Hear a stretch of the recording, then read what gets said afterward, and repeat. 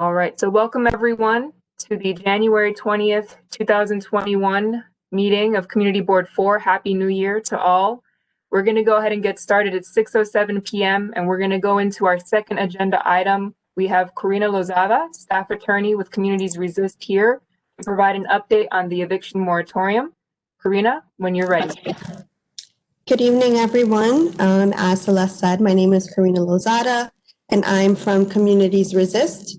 And for those who were here last month, we did a presentation, but there are some updates, and so we're going to go ahead and do a slideshow on the new law that's passed for the New York moratorium.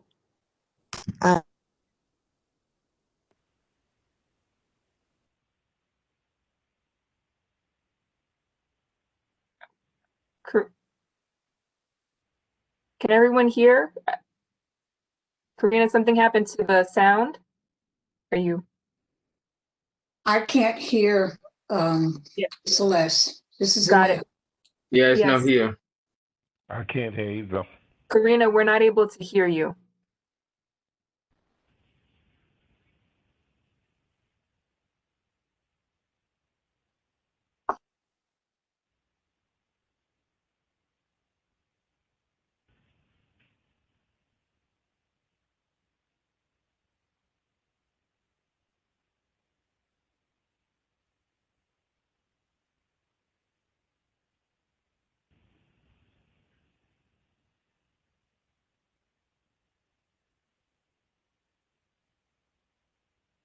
One moment, folks. Just figuring out this technical difficulty.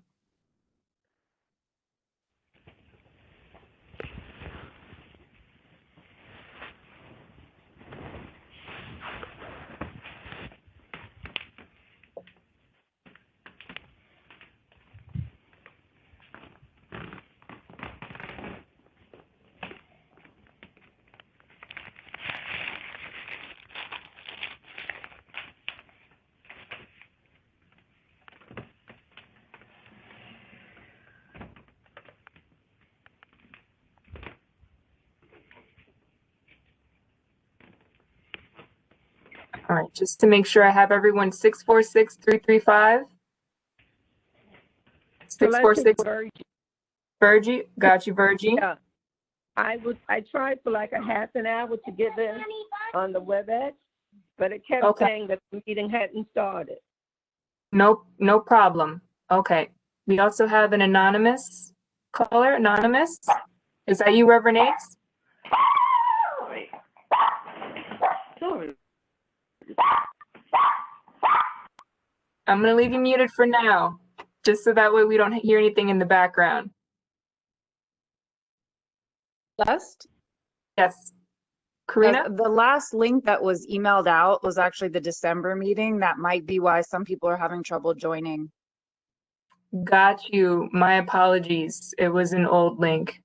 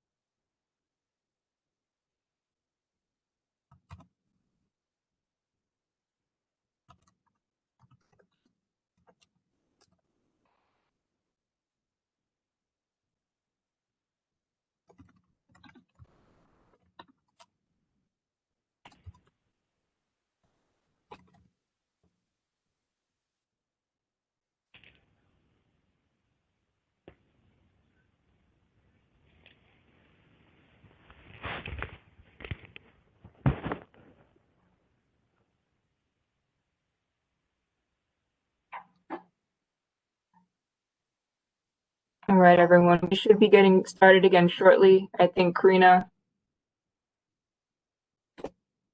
are you still issues with the sound? The call-in number? One moment.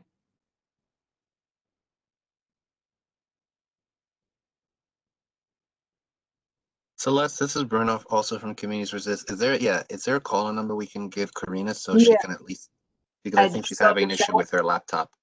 Yeah, I just saw the chat. I'm gonna drop it in right now.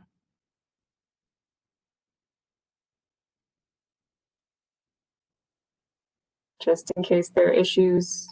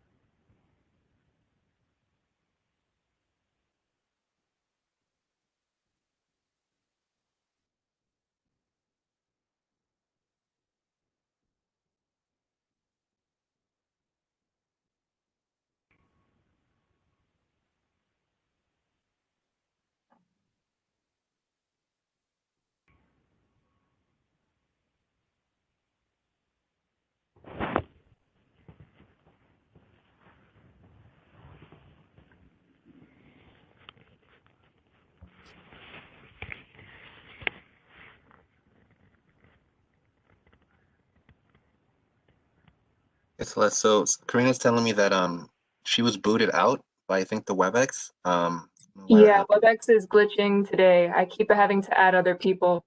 I apologize, folks. Hopefully we'll get Zoom soon. Bruno, what do you suggest? Is she gonna call in? I told her to call in. And then once she calls in, maybe her and I can coordinate if she can't log in on her laptop, we can coordinate the slides. Is what I think we'll probably end up doing. Okay.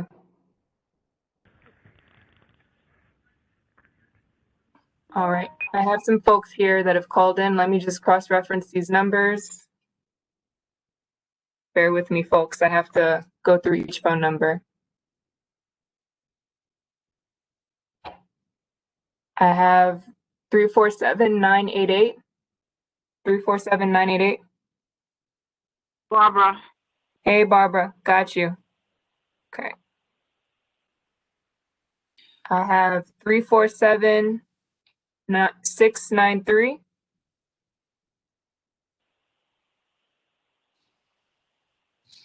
Hold on one moment. 347-693. Hi, Celeste. It's Tanisha Hunnigan. Got you, Tanisha. Thank you. You're welcome. All right. I'm going to leave you unmuted now so you control your sound.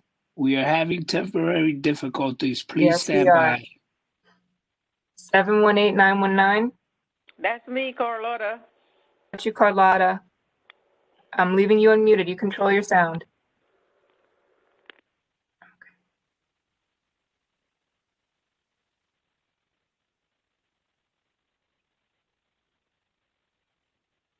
I also have 646-430.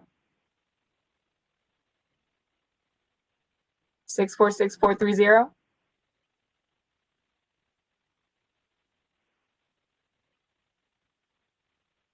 All right, we'll come back.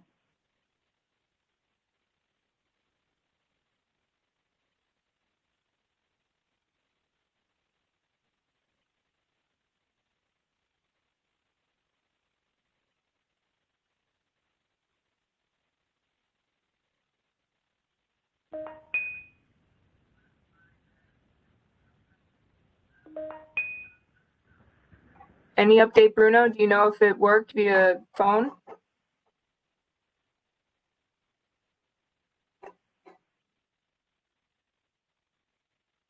Yeah, she's trying to call in now, so let me, Yeah. and we're also trying to get the presentation. Yeah, so give me 1 sec.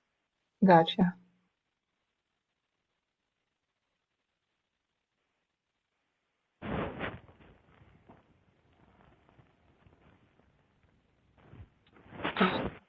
Well, it looks like we have the Assemblywoman joining us. If the board is comfortable while we experience these technical difficulties with our presentations, would it be okay if we give her a moment to speak? Everyone is Yeah. good? Yep, Woman? yes. Yes. Are you there, Assemblywoman? Hi, I'm trying to start my video. Okay. Hi, everyone. Hello. Happy New Year to all. And, I just wanted to come on and just say hello to everyone. Wish everyone a happy new year. And to let you know, we've already started legislation. We took the ball running, although there's still a pandemic. It is a glorious day today when the Democrats have taken the entire House, and I am extremely excited about that. We have a new president, and so, a ray of sunshine has already arrived.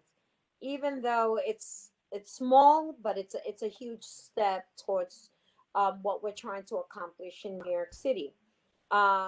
Secondly, I want to say sorry to anyone that lost anyone during this pandemic. I know that it's been very difficult for people to, to move on with their daily lives. It's just has not been the same, and I don't think it'll ever be the same for quite a while.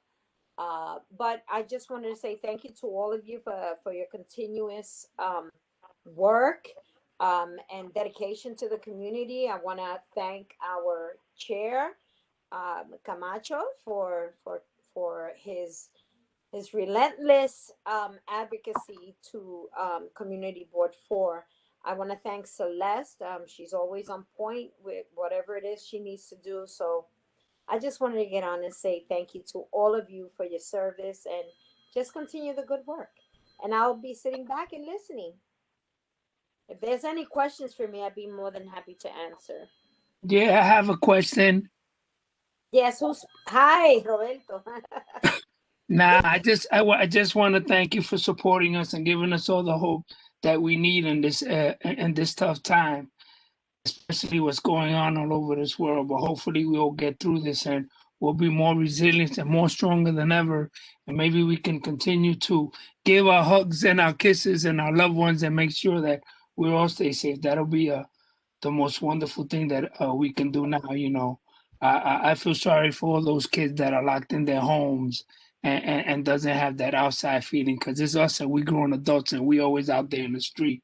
So hopefully we'll move on, and we want to thank you for encouraging us to continue doing what we do.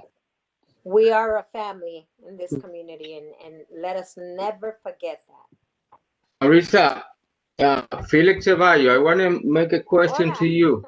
Saludo. I want to know, Marisa, because I hear in some point it's not going to be more vaccine in New York. If you know about that situation. We are very much aware that the vaccines have run out in New York City. And I have to tell you that the governor, as well as the mayor, are relentlessly fighting to get more vaccines. The last that I heard is that they're expecting a shipment tomorrow. How fast are we going to get it here in the community? Well, hopefully we'll get it very fast. But if you guys have, if you guys really want to know, I would suggest like one of the major sites that people are getting vaccines are at 400 Irving, aka Bushwick High School. We believe it or not, Wyckoff Heights Hospital also has been giving out the vaccines since it's been allowed. I think that it still stands for seniors and essential workers, school teachers, hospital workers, home care workers. Those are essential workers. Transportation. I still believe that they're still working on that population, and they're going through phases. It shouldn't be too long till we see, you know, regular people getting it. But right now, it's getting the most vulnerable people and people who service our city and state. So we should be hearing as soon as we do. I would urge everyone to please look at my Facebook account, Assembly account. I always put it up.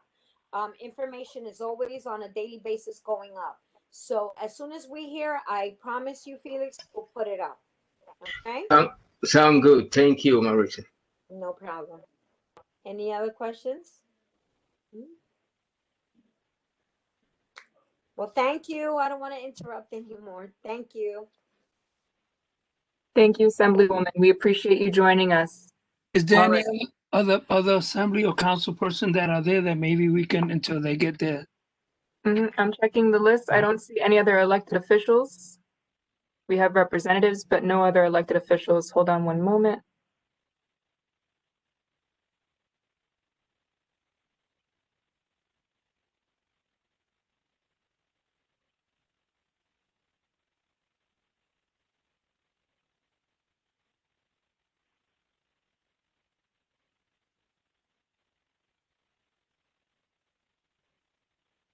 All right, Karina, you're back.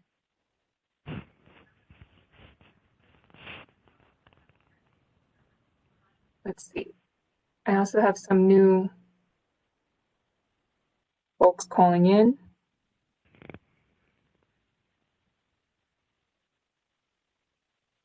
I have a 929-280. 929-280 number. That's me, Karina. Got you. Okay, excellent. We made it work. Yes. Okay. It's not letting me share. I'm not sure if I have to make you, the presenter again. Just give me 1 second.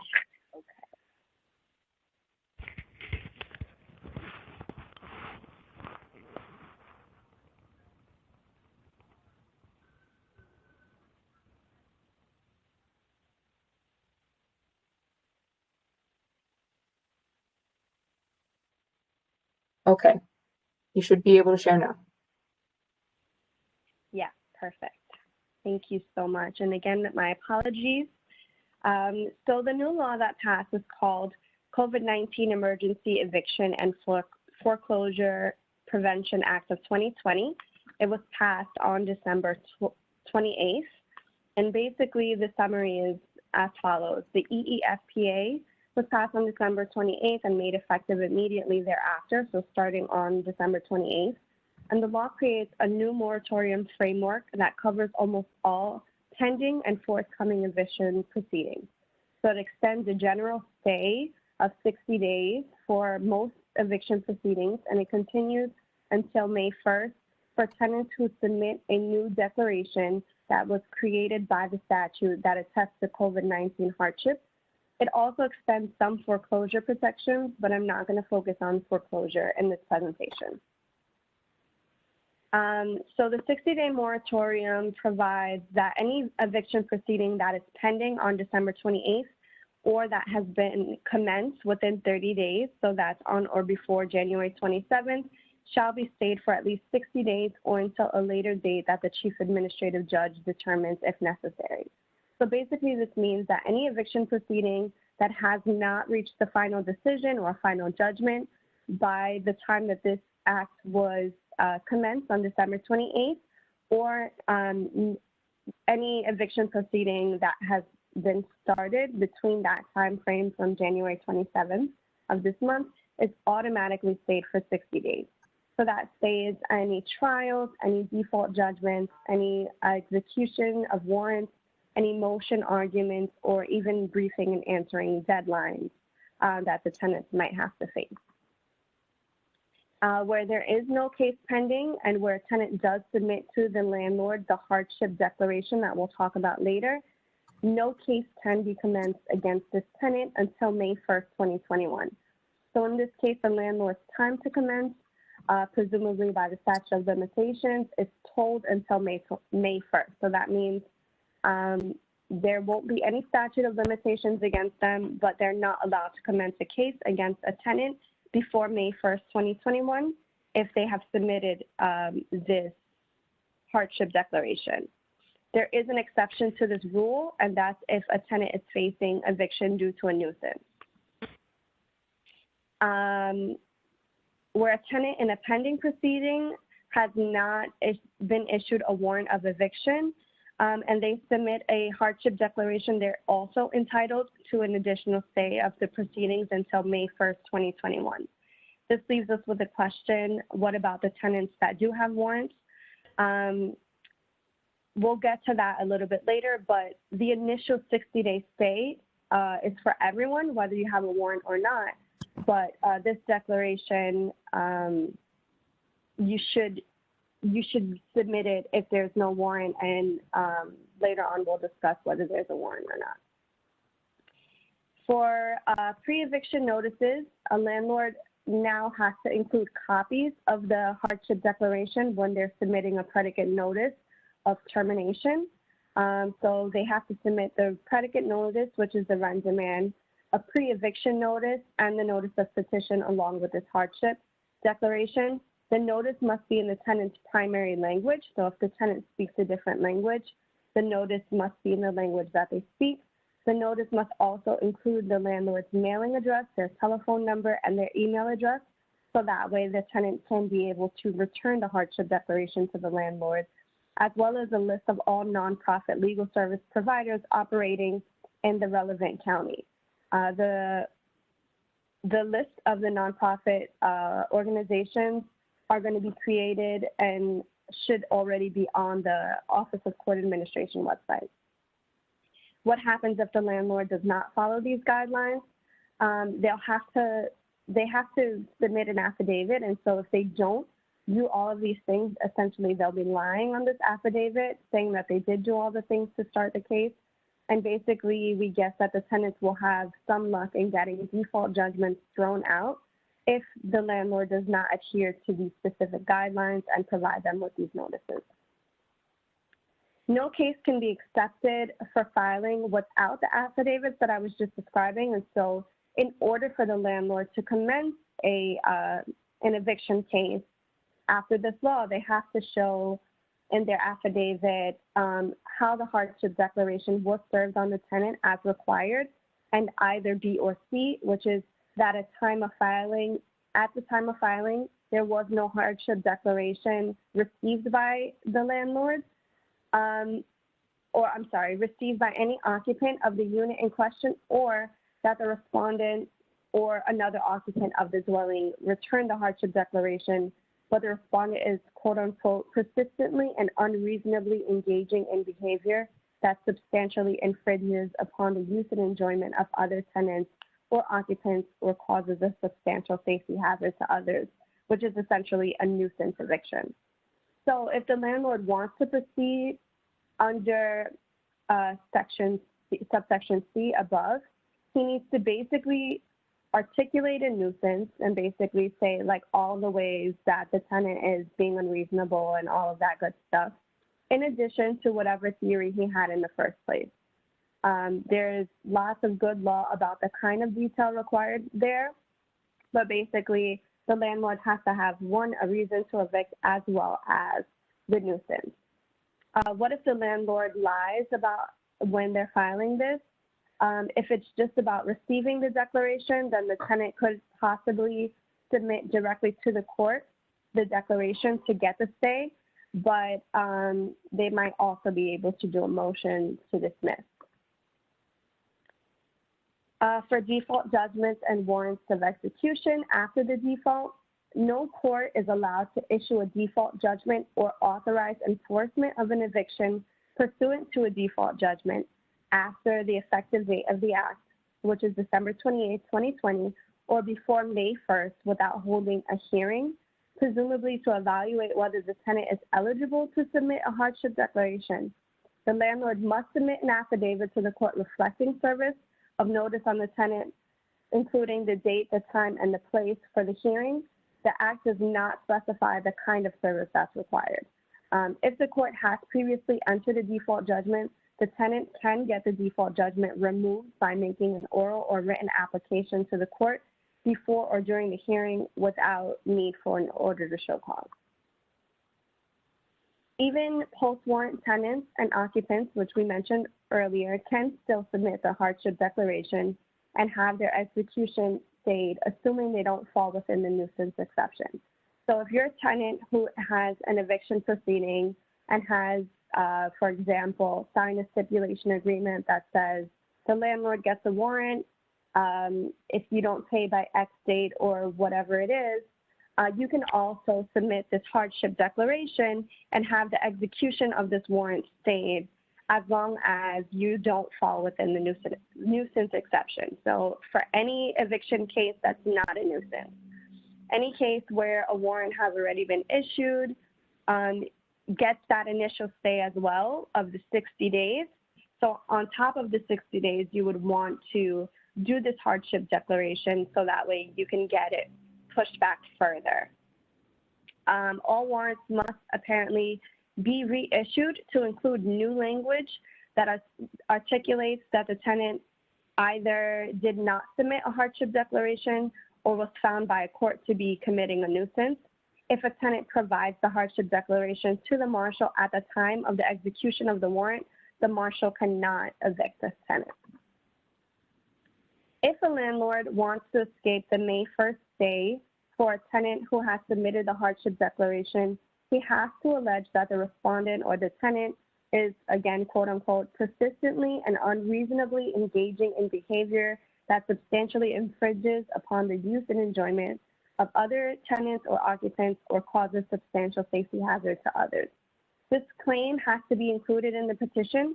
So if the case was already pending on other grounds, a new petition has to be served and filed. Even if the landlord already has a nuisance judgment against the tenant from prior to the act, prior to December 28th, the court still needs to reevaluate if the problematic conduct has continued in order to allow the eviction to proceed. So essentially, the landlord who wants to escape the stay needs to request a hearing, and only after the petitioner can show and establish these grounds will the case be permitted to proceed prior to May 1st. The statute provides that OCA, the Office of Court Administration, is required to translate and make available this hardship declaration in Spanish and in the next 6 most common languages in the city of New York. So that includes Arabic, Bengali, Chinese, both traditional and simple, Haitian Creole, Polish, and Russian. The court also has to post these translations on their website, and so they can be found at www.nycourts.gov/EESPA, and all of the actual hardship declarations and all of the languages are there. There's also the foreclosure hardship declarations in this link as well. Once the tenants with pending cases fill out these declarations, they should be sending them to housing court so that way they can have the May 1st stay. And so these are the email addresses for each respective housing court. So it's the county hardship declaration at nycourts.gov. For those tenants who don't have pending cases, they should still fill out the declarations and return it to their landlord. A tenant's execution of the hardship declaration essentially becomes a rebuttable presumption that they have experienced financial hardship and that qualifies them for relief under the COVID Safe Harbor Act, which we talked about last time, and I'm going to summarize a little bit later. But if the tenant does not complete the declaration, that does not mean that there's a presumption against them that they have not experienced financial hardship. But what we're telling our clients and what we're telling people is, if you have a hardship, fill out this declaration. You don't need a notary. It's fairly simple, and you can definitely call us if you need help. This is the required notice that the landlord has to give tenants. Basically, this notice is explaining to the tenants if they've lost income or have increased costs during COVID, that they are entitled to have a stay until May 1st, and it gives you the information about legal resources and the number that you can call as well. The tenant declaration is also here that landlords need to provide if they're commencing a case. This is in English, of course, but this is the same declaration that can be found on the Office of Court Administration website. And so Section 8 explains that I'm experiencing financial hardship, unable to pay my rent or other financial obligations under the lease in full or obtain alternative suitable, permanent housing because of one or more of the following. And so you would go through those numbers, and if that is you would check off A. Also, there's B, which states that if you were forced to vacate the premises and move into a new permanent housing, it would pose a significant health risk to you because you or one or more members of your household have an increased risk for severe illness or death due to COVID. And so it's for anyone that also applies, they should check that off, sign, print their name, and date it. We do also want to caveat that these forms say that you have to comply with other lawful terms under your tenancy and that you're under penalty of law. It's unclear what under penalty of law is because this is not an affidavit, but basically just be truthful when you're signing these declarations. Executive Order 20266 suspended the execution of a warrant of eviction for tenants suffering financial hardship under the Safe Harbor Act, and 20285 extended that until January 26th. But basically this law basically makes those executive orders moot because now there's a further extension. And so the tenants have more protections, but it also helps in that if you sign the hardship declaration, you have a rebuttable presumption that you have suffered COVID hardship under the Safe Harbor law. Again, the exception is nuisance tenants. You're not protected under EESTA if the landlord has filed a nuisance eviction case against you, but you can be under the COVID Safe Harbor. So the Safe Harbor Act provides that rental obligations accruing during the COVID period cannot be converted into possessory judgments where the tenants have experienced financial hardship. So it interacts with the EESTA in that the hardship declaration creates a rebuttable presumption that the tenant will qualify for protection under the Safe Harbor Act. So that's one good reason why we think that everyone who, can testify to having COVID hardships should sign these declarations. The National CDC moratorium was also renewed for another month until January 31st. So now that the EESTA has passed, most folks don't think that there's much value to this. In executing the declaration under the CDC order, and while it would potentially say commencement or progress of an eviction proceeding, the requirements are pretty narrow and require a lot of admissions by the tenant as to money being owed using their best efforts to make partial payments. And so we still think you should sign this declaration. That concludes my presentation. If anyone has any questions, I'm here. This is Annette. My question is, do you have any information for homeowners who are now getting into financial trouble because of the tenants not paying their rent? So this act also has a foreclosure hardship form. I didn't speak about this in depth. I just did the tenant one. However, the act does protect homeowners as well.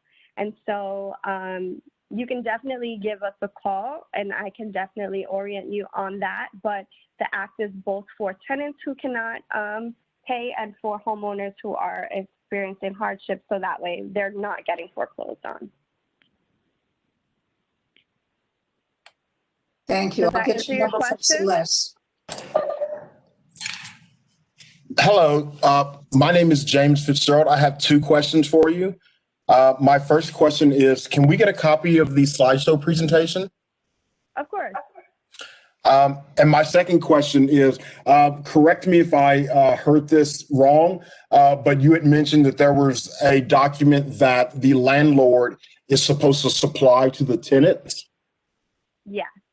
So the documents that were on the slideshow are the notice to the tenant, and that notice explains the protections that they have under the EEFPA if they have COVID hardship, as well as the hardship declaration.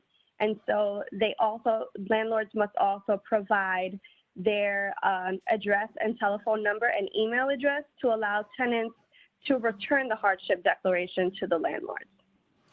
Okay, and I'm sorry, I just want to make sure that I have this clear in my mind. But this relationship initiates with the landlord providing the document to the tenant. Then the tenant is in a position to file the hardship declaration. Am I correct in that thinking? It should begin with the landlord. Correct, but there are some tenants who might have sat through a nonprofit organization's presentation and have gotten their hands on the hardship declaration, and they can send it to the landlord sua sponte on their own, or if the tenant already is in court proceedings, they would be sending it to the court.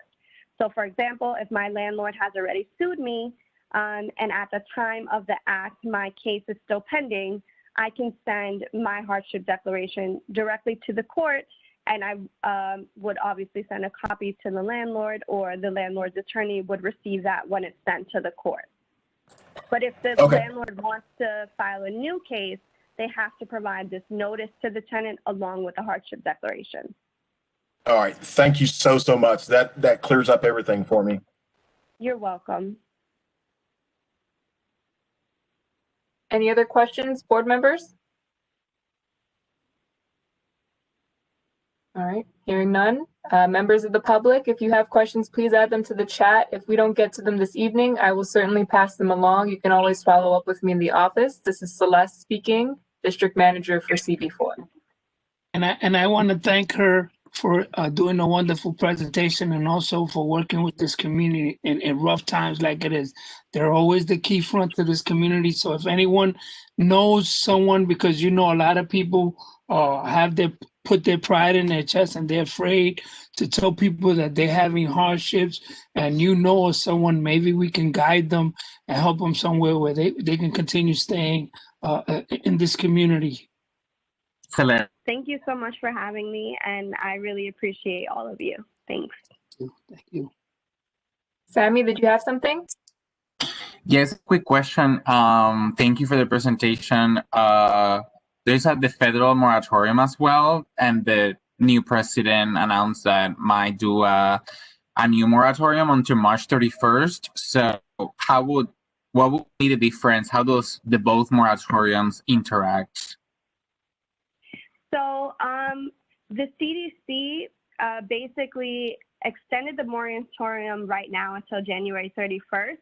And there's a few questions and a few admissions that tenants have to give. For example, that they have to admit that they owe money. They also have to explain how they were trying to pay. But basically, when it comes to federal law and state law usually provides more protections than the federal law. And so right now, the EEFPA has provided a longer moratorium for tenants who are facing eviction. That doesn't mean that the CDC's federal moratorium goes out the window, but generally that kind of governs more in New York State courts because it's giving more protections. And our legislature obviously uses the federal guidelines to inform what's going on here in the state. So for right now, even if the federal moratorium was to extend it to March, if the tenants have signed the declaration, they're given more time until May 1st. So they have essentially 2 more months than the federal moratorium would give them.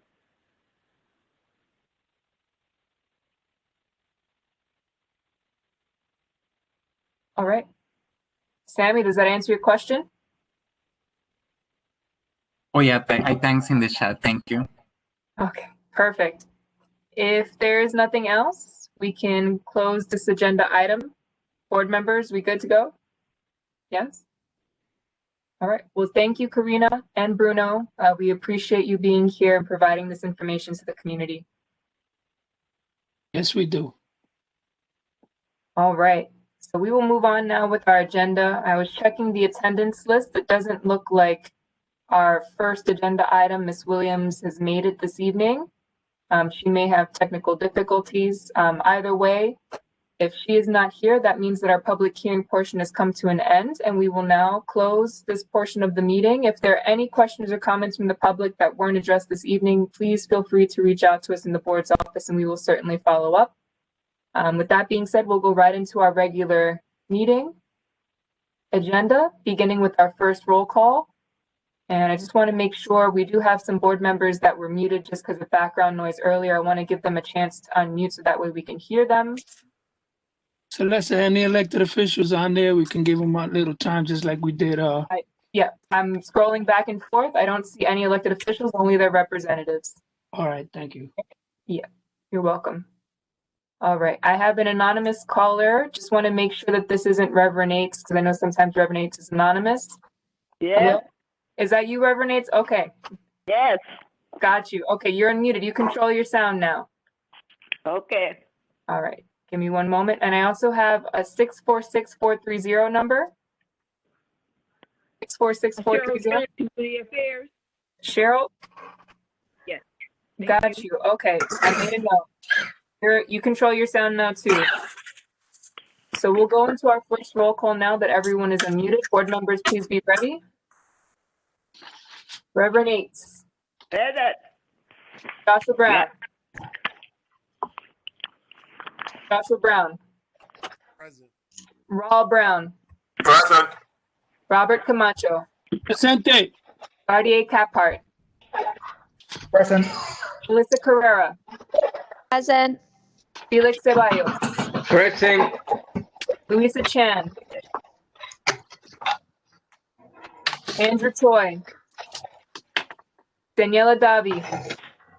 Present. Regina Davis is excused. Victoria Fernandez. Board members, once you finish speaking, if you could please mute. Please mute if you're not speaking, just so we could hear. Yeah, we're hearing you watching the pots and pans. James Fitzgerald. James Fitzgerald is here. Thank you. Freddie Fowler. Here. Igari Gomez. Here. Ann Guiney. Present. Reverend Migdalia Gutierrez. Jose Guzman. Present. Tanisha Honeygan. Present. Barbara Jackson. Kristen Jock. Got you, Barbara. Okay. Kristen Jock. Present. Got you. Cheryl Jones. Present. Fergie Jones. Present. Luisa Jose. Mary McClellan. Desmond Monroe. Present. Sammy Olivares. Zuma Novoa. Asaya Polite. Present. Gladys Bulia. Raul Rubio. I'm present. Got Julio Salinas. Bernardina Shell. Dustin Sonborn. Present. Annette Spellin. Present. Jerry Valentine. Carlotta Williams. Present. James Wiseman. Present. Oldoff Ray. Just give me one moment. I want to check just to make sure I didn't miss anyone.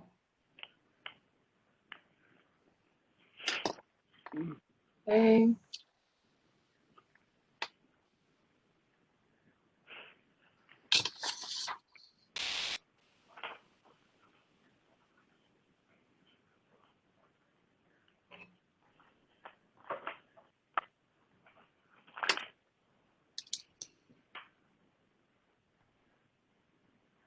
"28 board members present. That constitutes a quorum. Thank you, everyone. Moving on now. to our second agenda item. We have the acceptance of the agenda. Is there a motion from the board?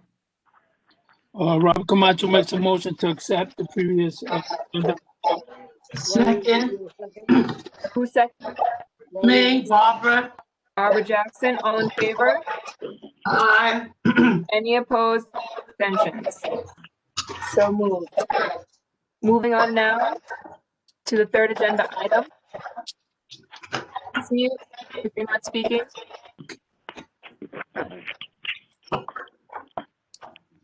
One moment, folks. Got it. All right.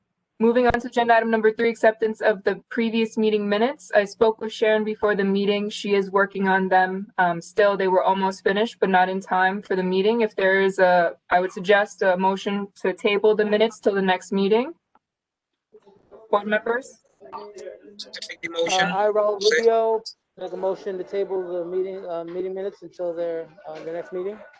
Thank you, Raul. Second? Also second. Thank you. All in favor? Aye. Aye. Any opposed? Any abstentions? So moved. Moving on now to the next item on the agenda. It is the chairperson's report. Mr. Camacho. Happy New Year's.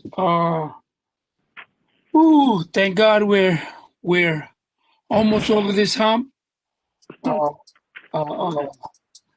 We need to pray for the people that we lost, the loved ones and our seniors and everyone that passed away in regards to this tragic COVID incident. Hopefully we'll get through this hump.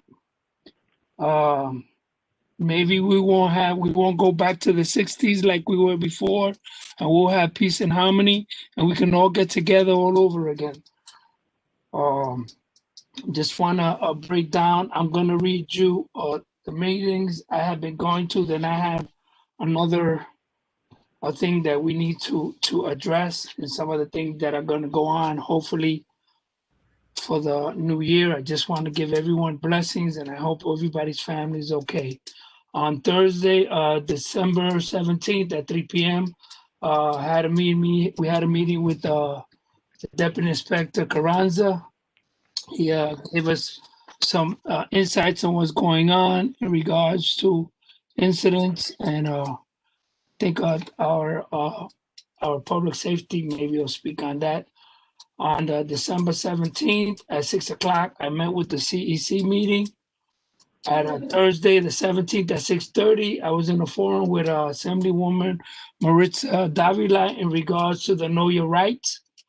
On Tuesday, January 5th at 4 p.m., I was at the Brooklyn Borough Board meeting in regard to the flood zone Q&A question testament, which was approved. On Wednesday, the 6th, January 6th, I was in a Woodhull 3 Kings Day. I think Celeste has a picture of me with the 3 Kings. Not that they gave me anything, but I must have been a bad boy, but I was there in the Woodhull. They gave out toys to the kids with masks and everything, so we were good. On Wednesday, the 6th, January 6th at 6, executive board meeting. That Wednesday, I also got an email. I did the PSA 3 community council meeting. I joined them before I got on the executive board. It was a very good too. As y'all know, PSA 3 is in Bushwick, so I got on theirs, and most of them are the housing developments, but it was pretty good for the first time they've been meeting. On Thursday, the 7th at 9:30, I did a walkthrough with Mr. Angel Lopez, which is Maritza Davila, one of the chief of staff employees, and Congresswoman Nina Velasquez, staff Julio, and we did a walkthrough through Hope Garden because we've been getting a couple of complaints, and we went into the senior 120 apartment 4F, 4H. She was happy to see us. They did her apartment, but the closets don't close. They stepped on her washing machine and made a hole through, dented her washing machine. I have the pictures. The floors is uneven. The doors don't close tight. So also when I walked into one of the hallways and pushed the door open, the employees were hanging out in one of the empty apartments, eating and having lunch. So that's the supervision for you. So we did meet with them. It's part of my report now with RAD, which is the people that are taking over Hope Garden. And there was also a discrepancy with people saying that they were privatizing. What they did was one of the persons that was part of the shares, I don't know what it is that they had. They were talking about Criffman and Winfield. They sold their shares to them on April, and people were calling and thinking that they sold it to another organization, which was not true. So we found out about that, and it's not absolutely not true. RAD does have a 99-year lease with NYCHA and no other person. So people were calling the elected officials and calling us and finding out if it's true. So we found out that it's not true. But it was done in April, so they should have let us know what they were doing, because we don't, we don't like no sneaky tactics. So we did that walkthrough. Also on that Thursday, the 7th, there was a sanitation work group. We met that Thursday. Also, we had the House and Land Use Committee at 6:30. So that day I had 3 to 4 meetings in one day Zoom meeting. Friday the 8th at 12 o'clock, we had the CB4 a meeting with Celeste. I went to the office with her. We got the mail. We gave the water plants to the flowers because the flowers were almost dying. We haven't been there for a while. We aired everything out, cleaned everything out in the office, community board office. On Friday the 8th at 2 o'clock, permits, we met permits and license, and the education, the economic development. They're gonna feed you in on what was going on. On Monday the 11th, I testified not as the board chair, but as in the RIS hearing, which is they call it a racial impact study that we wanted with Councilman Salamanca. And I would just also like to thank Ann Guiney. She went to represent the House and Land Use Board, and she was beautiful. She read. I don't know how she did it, but I would have been nervous, but she did a beautiful thing, and I was very proud of her. On Tuesday, the 12th, the Board of Correction meeting, they was doing the resolutions in regards to some of the things they wanted to do. And also they appointed a new board member that's from Bushwick on the Board of Corrections. So I don't know. I know he was just appointed. I didn't get the name of the person, but he was just appointed. And I'm glad that there's someone on the Board of Corrections from Bushwick to represent, us there. On Tuesday the 12th, I was at the NBA, which is the Neighborhood Advisory Board office training. On that Tuesday the 12th, the CEC special meeting in regards to revisiting the capital budget plan for 5 years. I also, on the 19th, I met with Hope Garden and Butcher Project, Pentagon, and I gave them all my complaints. But I guess somebody beat me to the point, and they've been addressing it, and everything been taken care of. We're going to do another walkthrough to make sure, and we're going to go visit the senior to make sure that I got a call today that she don't want to let them in because she's scared. She don't understand. So hopefully we're going to set up a meeting where I can knock on the door with her. She can be comfortable and they can do whatever needs to be fixed in her apartment.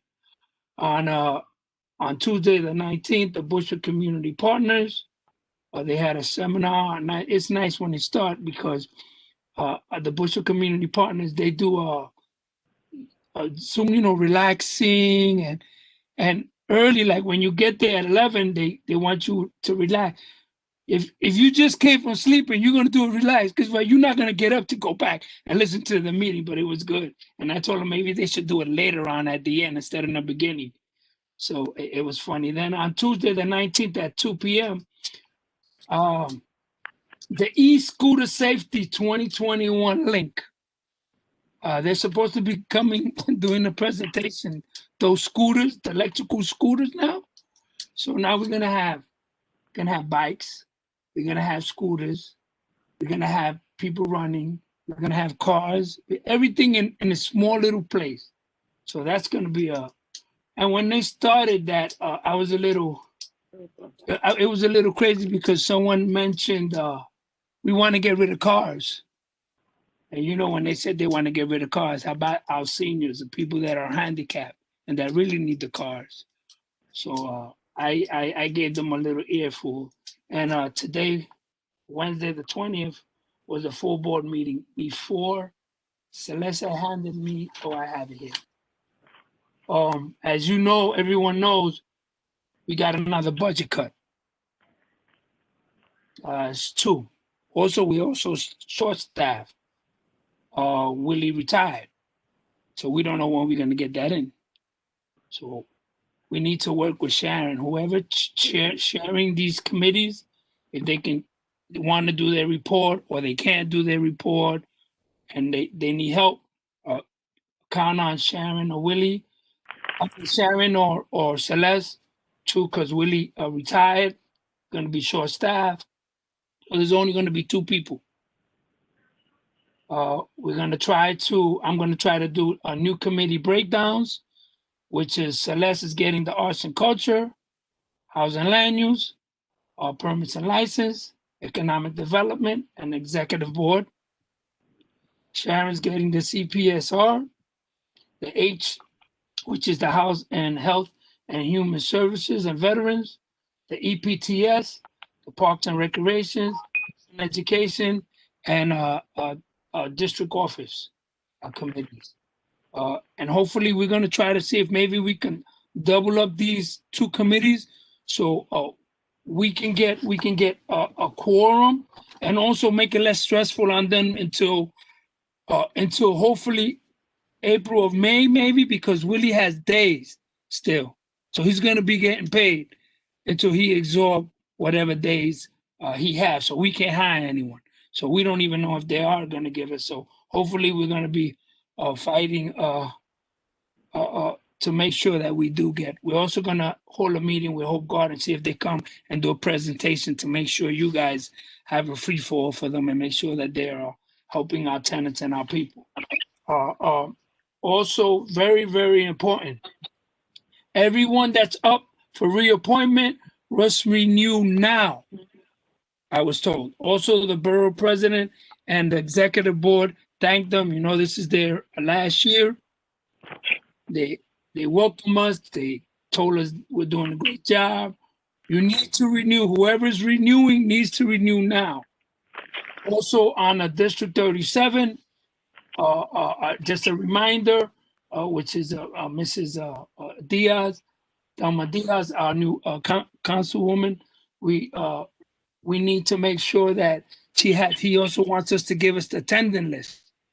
And we want to give her the attendance list to make sure that she puts back the people that were supposed to have been put back, that with no need of their own was eliminated. And also the people that were removed because of time and attendance not be placed back, because before I start, and just a little reminder, the city charter has any appointments made, any appointed member may be removed from the community board for cause, which shall include substantial non-attendance at the board meetings or committee meetings over a period of 6 months. And also on our bylaws, I keep telling y'all that the borough president, we submit our thing, and if he doesn't fill your spot, he's not going to do it. Don't blame me. You need to come to your committees. You need to go to your meetings. And also the bylaw says a total of 3 unexcused and 6 excused absence during the year for regular monthly or assigned committee shall consist of significant cause to recommend removal from the board. So don't blame me. I'm only following rules and regs. Please, we need to. And also, when you call, you can't just call and say, I'm going on vacation. You could be going on vacation. Or I'm ill. I have death in the family, accident, religious or service, or work obligations. Don't say, you got to give a reason why. I'm not coming in and don't come. Because we got to write that down. Got to get, just like you're doing your job. I'm sick, they give you a sick day. You just can't, I'm not coming in and don't come. And when you call and you're going to call out and you're not coming to the meeting or you're not coming to the board meeting, you got to call not when the meeting starts, because Celeste ain't going to pick up the phone because she's with, you got to call before if you know you're not going to be here. You got to call ahead of time like that. We know. You can't give it to us at 6 or hour, 2 hours before the meeting starts when she's doing. You got to let us know. I won't be in. Could you mark me excused? I have something. I'm going to, whatever it is, let us know. That's all we ask. Let us know. We just can't put excuse like that and that's it. When we know you aren't. Hopefully, I filled in, and I guess that is my report. Any questions, any answers, any concern? Oh, I also want to thank, there's a new board member. I was at I went to Native Velasquez, and it wasn't on, was it on here? She had a small business forum, and a gentleman, James, was talking, and he gave us a shout out that he was just a new board member. I says, oh, I didn't know who he was. He says, oh, I want to thank Camacho and Celeste. And I was like, oh my God, he gave us a shout out. That's and he's a new board member. So hopefully all of y'all can welcome him, because he's doing a good job in regards to small businesses, and especially what's going on now with the pandemic and people closing down. Hopefully we don't go back, Bushwick don't go back to the 70s where these stores are all abandoned and closed down. And also these apartments. And we also had a meeting, which they're gonna tell you about an individual, and we wanna make sure that the apartments that are empty, not to be empty to get credit, to make sure that the people that are in shelters or people that need housing or people to put them there, because $5 is better than no dollars, I was always told. But because they're leaving them open and they want a tax abatements or credits, it's not fair to our people that really need homes. So hopefully we can continue together, us pushing the agenda forward and make sure that Bushwick can be Bushwick like always. Thank you. Celeste, anything? Yes. Any questions, board members? If not, we will move on. All right, hearing none. Now we'll move on to the introduction of our elected officials and representatives. I have a list here. I'm going to mute everyone at the same time, so please be mindful. I'll say your name so you know I'm unmuting you. I have Andres from the Assemblywoman's office. Just give me one moment. I'll mute everyone and then you can go in this order.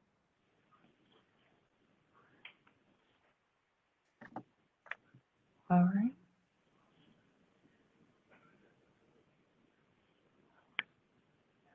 One second, folks. I'm unmuting Jonathan Pomboza. Just give me one sec. I'm muting Julio Salazar. Unmuting Marcus Harris. And unmuting Taika Haraguchi. If I missed you, please just drop me a message in the chat. So Andres, whenever you're ready, feel free to go.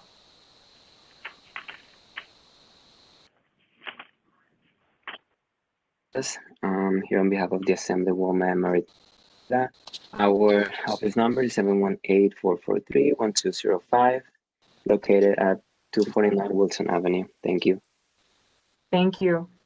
Jonathan? Hi there. Good evening, everyone. My name is Jonathan. I've been greetings from District Attorney Eric Gonzalez.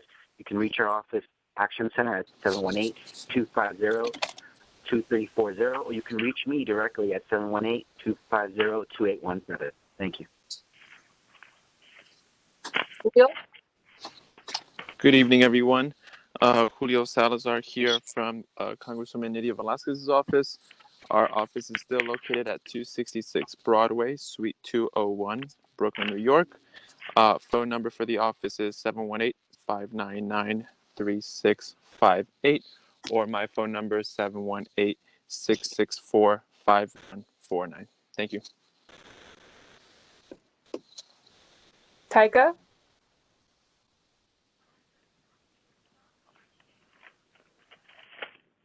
Are you there, Taika? And I'll also include my email in the Q&A.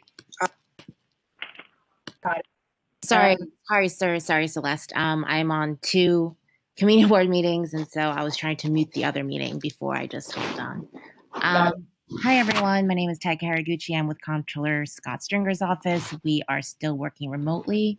You can reach me directly on my cell phone at 917-594-2129, and I will drop my email in the chat. Thank you. Marcus? Hi, everyone. Happy New Year. Marcus Harris from the Office of Brooklyn Borough President Eric Adams. We are located at 209 Gerolman Street in downtown Brooklyn. The office number is 718-802-3700. You can reach me on my cell phone at 324-2680. Thank you. Thank you. And Sammy? Hi everyone, I'm Sammy Nemir Olivares, a district leader representing Bushwick, alongside a female district leader, Maritza Davila. And I'm gonna share in the chat my email for district leader as well as my phone number where you can reach me relating any civic engagement or election related matters. Thank you so much. Thank you.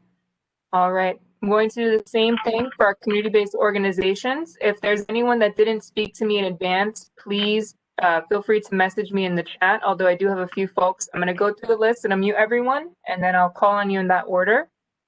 And if you would like to not share, just let me know, and I can always mute you again. So it's Cynthia Pena Ortiz. I'm unmuting you now. Good afternoon, everyone. Cynthia Peña Ortiz, Director of the Bushwick Community Partnership, phone number 718. I'll write it in the chat, so it's a little long. Thank you, Celeste. Sure, of course. All right, I also have Tom Brogan. Tom, I'm unmuting you now. Hi, good evening. I'm Tom Brogan from the Brooklyn Public Library DeKalb branch. Thank you. And I also have Myra. Myra, I'm muting you now. Hi, everyone. Mayra Mera, Community Outreach Coordinator from North Brooklyn Coalition Against Family Violence. You can reach us at 718-02-4073, and I'll drop off my email in the chat. Thank you. All right. So I believe that covers it. I am trying to see if there's one more organization here. If anything, okay, yes. 1 second. I have John Stenesco, unmuting now. Hi, this is John Stenesco, Director of Community Programs and Learning Labs for the Coalition for Hispanic Family Services. I'll put my phone and email in the chat. Perfect. Thank you for joining us. And I've checked the list, just so folks know, for both representatives for elected officials as well as CBOs, I've left you to control your sound. So just in case you have announcements a little bit later in the meeting. I've also double checked to see if we have anyone joining us from the precinct this evening. It doesn't look like they were able to make it. So we will move along. No, Celeste, he said he wasn't because they were working late today because of some of the protestings that are still going on in Manhattan. Understood.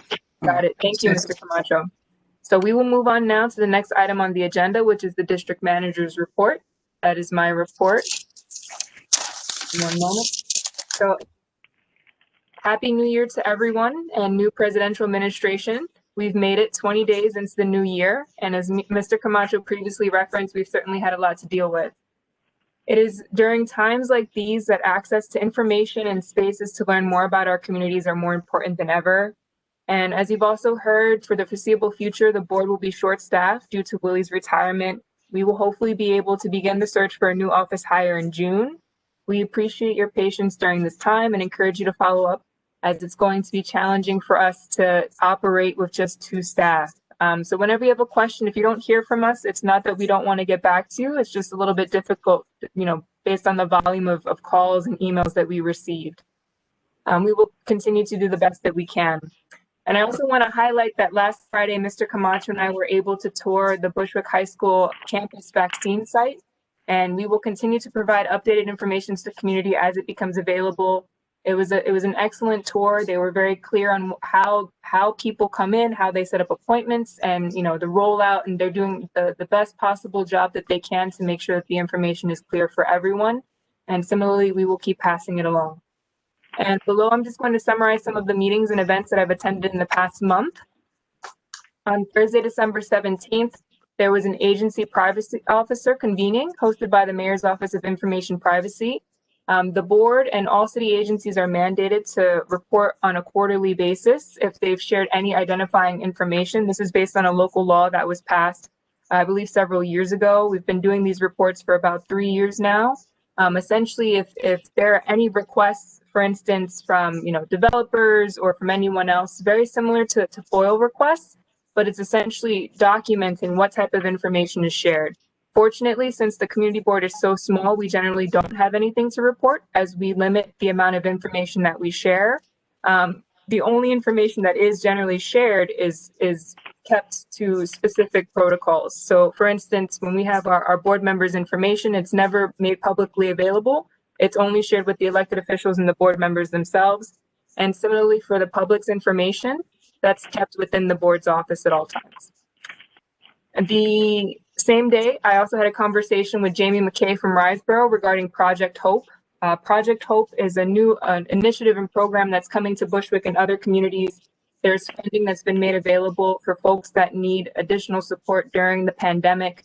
These are individuals that will be on the other side of a hotline where community members can call if they need any type of support, whether it's referrals for services, whether it's, mental health referrals, or even just someone to speak to. It's very isolating. We're living in a new reality, and sometimes you just need someone on the other line. So this is a new program that will be coming to Bushwick. We hope to share more information soon.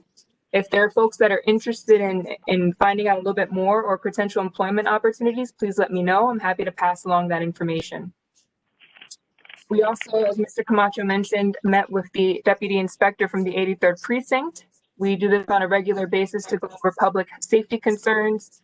A lot of the issues in Bushwick recently have been about, illegal party houses. We've gotten a concern this week about those types of establishments. And of course, other safety issues throughout the neighborhood. We were also informed of budget cuts. Mr. Camacho has mentioned this. I will move on. I will note, though, that I was able to send a draft letter to my colleagues in Brooklyn for their consideration for us to send to the borough president for their support. The way that these cuts were handled essentially gave the district managers only several days, at least a week before Christmas, to essentially bring the information to the board. And it was generally not enough time for us to go through the usual protocol, which was a point of contention and led to a lot of feelings of concern over the budget cuts, in addition to us having to take the cut to begin with. So thankfully, we were able to send a letter to Borough President Adams, and we are expecting a response soon. And Celeste said it, and Celeste said it nice. And I'm going to say it the terrible way. It's a slap in the face that they're telling us to cut things out without even, there's a board here. Let the board know, let us determine what we need to cut and what we don't. To turn around and put it to us so quick and so fast, knowing that the situations that are going down now is terrible. So I've been working with Celeste, and we've been trying to echo to help all the boards in general. There is a board here. Our budget's already set. And what I know you got to take money, but give us an opportunity to sit down and talk with the community, find out where is it we can take it from and how we can do it. Thank you, Mr. Camacho. And on Tuesday, December 22nd, I did have a call with a local homeowner, Dina Alfano, who's been supporting the historic preservation efforts. We had a check-in to discuss the next steps. If anyone is interested in historic preservation, we all know right before the end of the year, we lost 1001 Bushwick Avenue, the Charles Lindemann House. We want to make sure that any of the other historic properties within the district have the opportunity to be landmarked, right? It's another tool for preservation of the community and the community's history and culture. Moving on, I attended on Thursday, January 7th, the Bushwick Community Partnership Governance meeting. The governance team continues to guide the efforts and the initiatives of the Bushwick Community Partnership. For those that don't know, they hold their monthly meeting on the third Tuesday of the month in the morning. It is a great resource to learn more about city agency programs, about local service organizations, and they seek to support the whole family, from children all the way up to grandparents. The entire family is the focus and providing support for those families. We also held the sanitation working group meeting. For folks that are interested in learning more about those efforts, feel free to contact me. We work with partners like the Clean Bushwick Initiative. We work with local business leaders such as Tony's Pizza, Sal, very active by the Myrtle Knickerbocker Plaza, along with other organizations like Riseboro. And on Friday, January 8th, I had a call with Noel Hidalgo from Beta NYC. So some of you may know them as they've been the primary organization that's helped some of the Manhattan community boards access Zoom. Hopefully we will benefit from those efforts as well. I know WebEx is a nightmare. So hopefully we will have Zoom before the end of this meeting year. I checked in with Noel to talk a little bit about other tech opportunities for the boards and to see how we can further collaborate. And on Tuesday the 12th, I attended the Borough Service Cabinet meetings. There were presentations by the Department of Finance, as well as the Mayor's Office of Media and Entertainment. On Wednesday, January 13th, I attended a virtual workshop on winter consumer assistance and enhanced COVID-19 protections. So this is for utilities. So the Public Service Commission continues to provide information and measures to make sure that all utilities are operating in a way that is, by regulation, and that they are not taking advantage of the current climate. For more information, feel free to reach out to me. And Friday, January 15th, I hosted the 4th Future of Community Boards Working Group meeting. For those that may have attended a previous meeting, this is an effort between district managers citywide to talk a little bit about what the future of community boards will look like. Hopefully we'll be able to produce a robust report before the end of February that will outline some of the challenges that we face and recommendations for how to solve those. And on Monday, January 18th, I was invited by Transportation Alternatives to join their North Brooklyn Committee panel to discuss a little bit about community boards. I primarily joined both board and non-board members of Community Board 1 for a discussion about what community boards are, what they do for their communities, and the benefits of becoming a community board member. And that concludes my report. Thank you very much. All right. Are there any questions before we move on? Okay. Seeing none. And if I missed it, I'm going through several screens right now. If I missed a question in the chat, I promise I will come back to it. For now, we'll move on to committee reports, starting with economic development. Desmond Monroe. Okay. Somebody like opening cookies or something? Just your wrappers opening. Okay, so I'll make this really quick.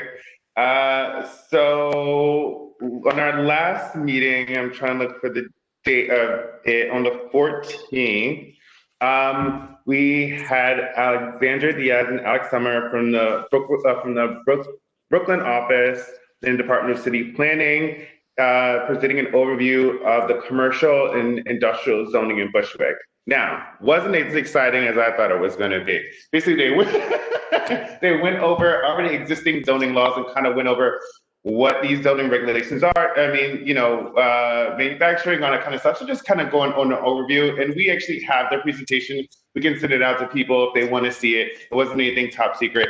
The good thing about it, though, is that when they come back, we really asked them to do a deep dive and look at industries that are thriving in the area prior to COVID and then through COVID. So we want to look at the jobs creation prior to COVID and through COVID and kind of start tracking to see where, what industries are thriving in Bushwick.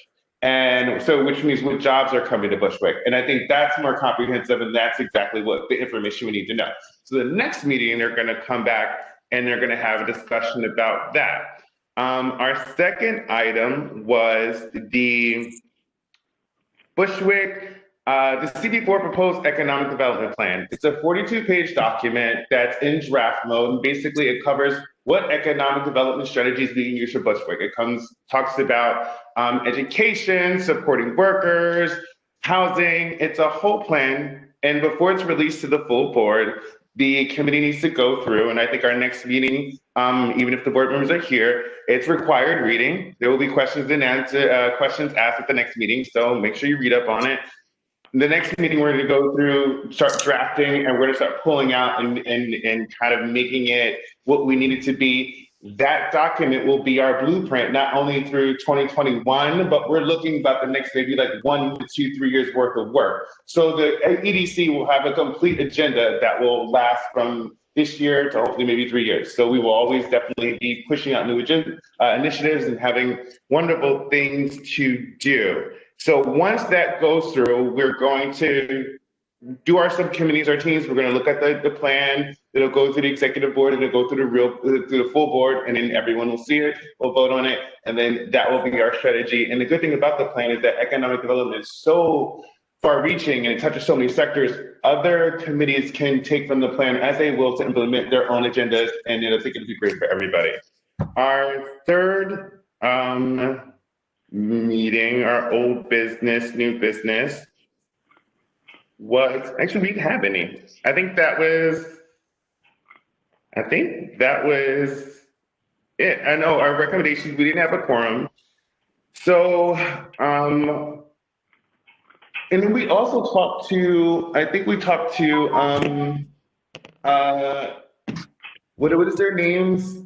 About the fresh development coming down. That was the third one. So I'm sorry, I don't have the name in the building in front of me, but there's a fresh market opening up at is it the Rheingold spot?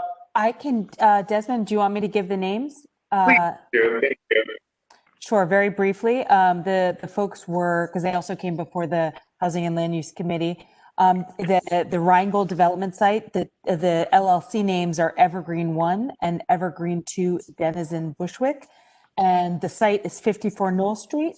And the people who presented were the land use consultant and lawyer, Ellen Hay, Ron Huberman, and then the owner's representative, whose name is, I believe, Yoel Schwimmer. It's Yoel Schwimmer, and the thing was Shadi Wadi. Yeah. The operator, yeah. So they're basically, they're bringing in a fresh, maybe you have up to 70 employees. You want to see exactly how many jobs the Bushwick community will get through that. They were very receptive about once 3 months prior to them starting to hire, they were going to bring us the list, starting from management levels all the way down to cleaning and stocking. Bring us a list, and we're going to have that, and we basically get a head start before their internal hiring policy start to get the word out and get the people that we know within the community, not just people that we know, but people in the community that need those jobs, get the word out to them so they can start applying for them. Obviously, it's a selection process that goes to the owner, but at least we get a head start before their own internal hiring processes kick in. So, I mean, I think that will be good. And as far as I think that is it for us. So thank you so much.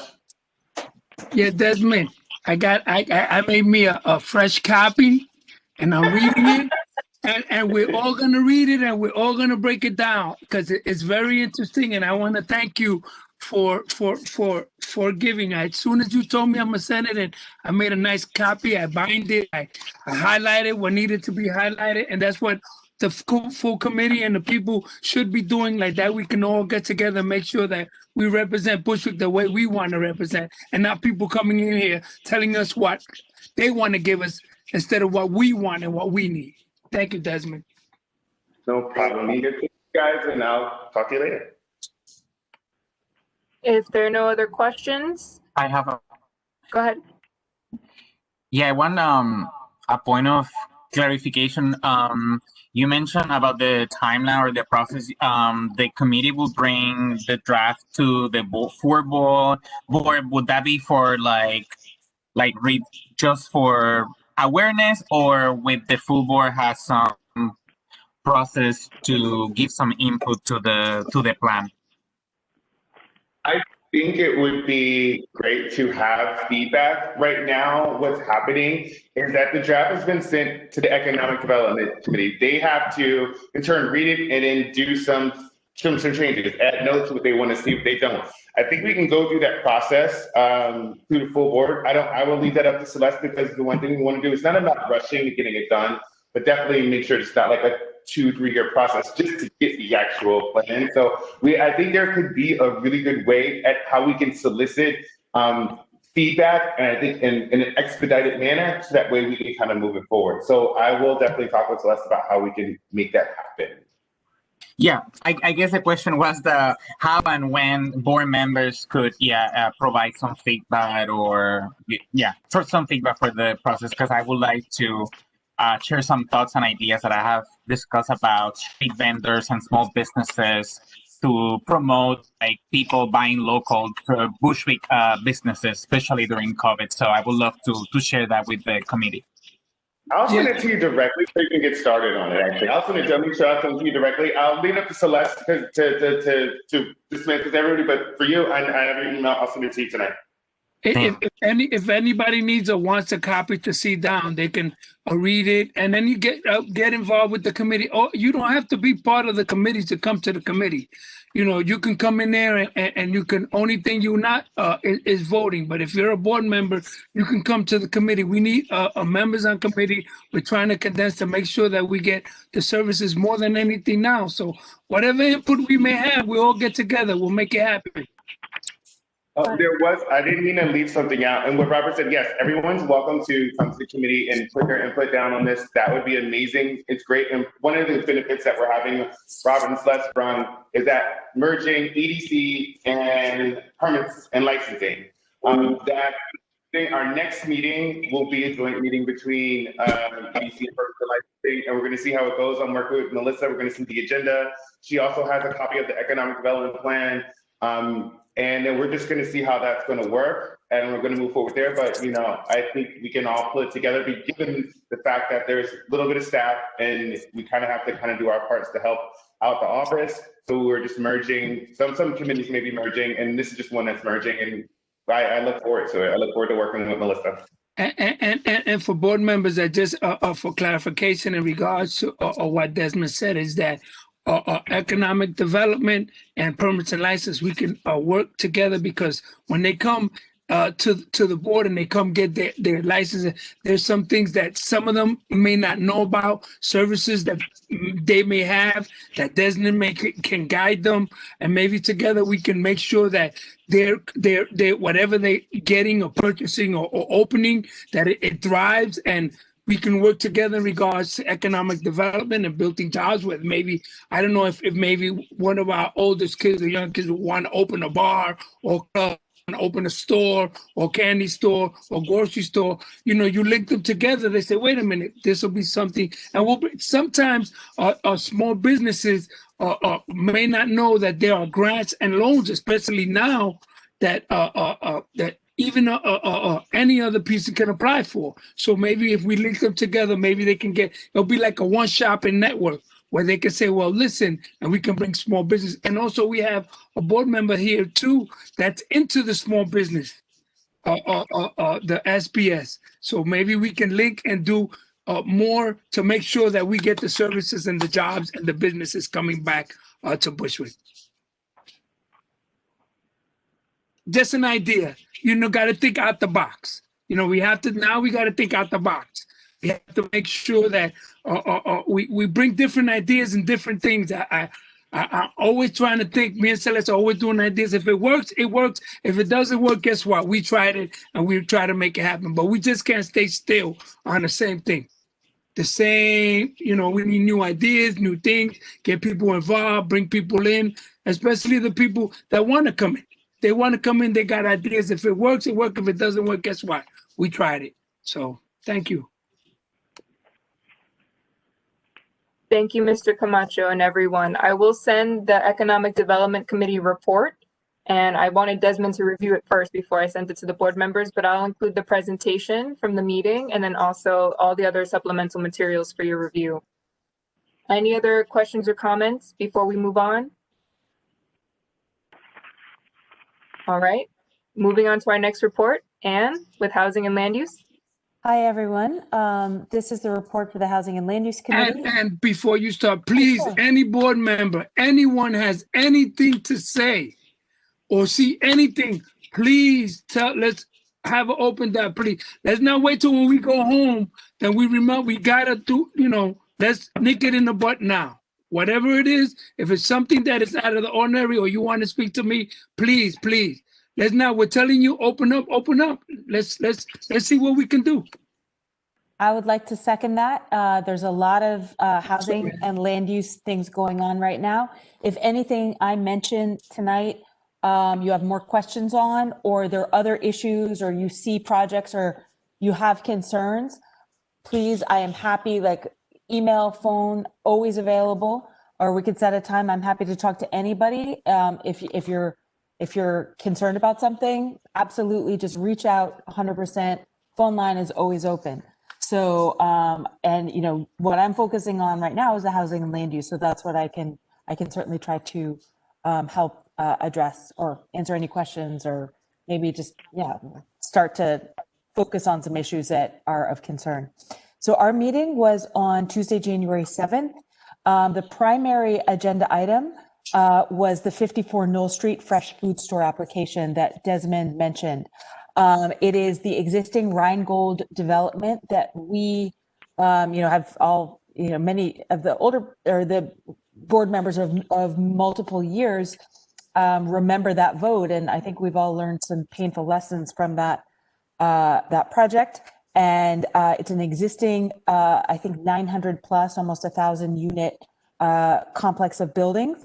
They have been open for a few years. They wanted to put in a fresh supermarket. So there's some very technical stuff that they presented to us, basically reallocating some existing space from one category under the zoning code to another.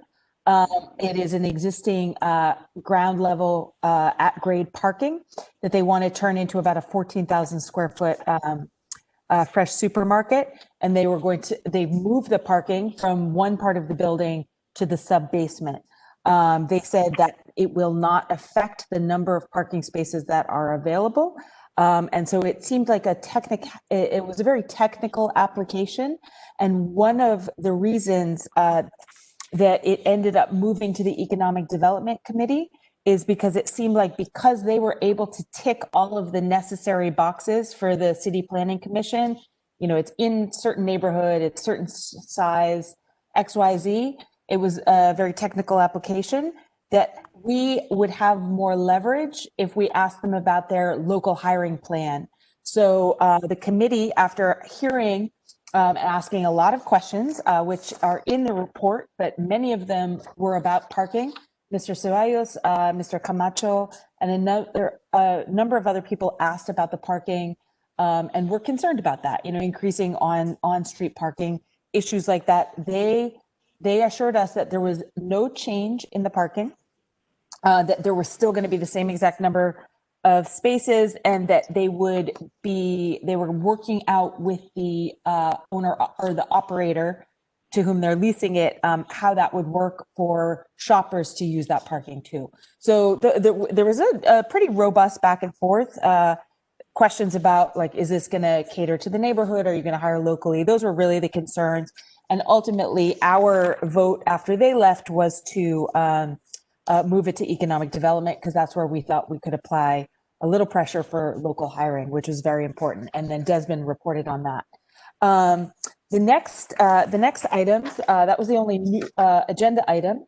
There was some old business and some new business. The old business was the racial impact analysis study that Mr. Camacho mentioned.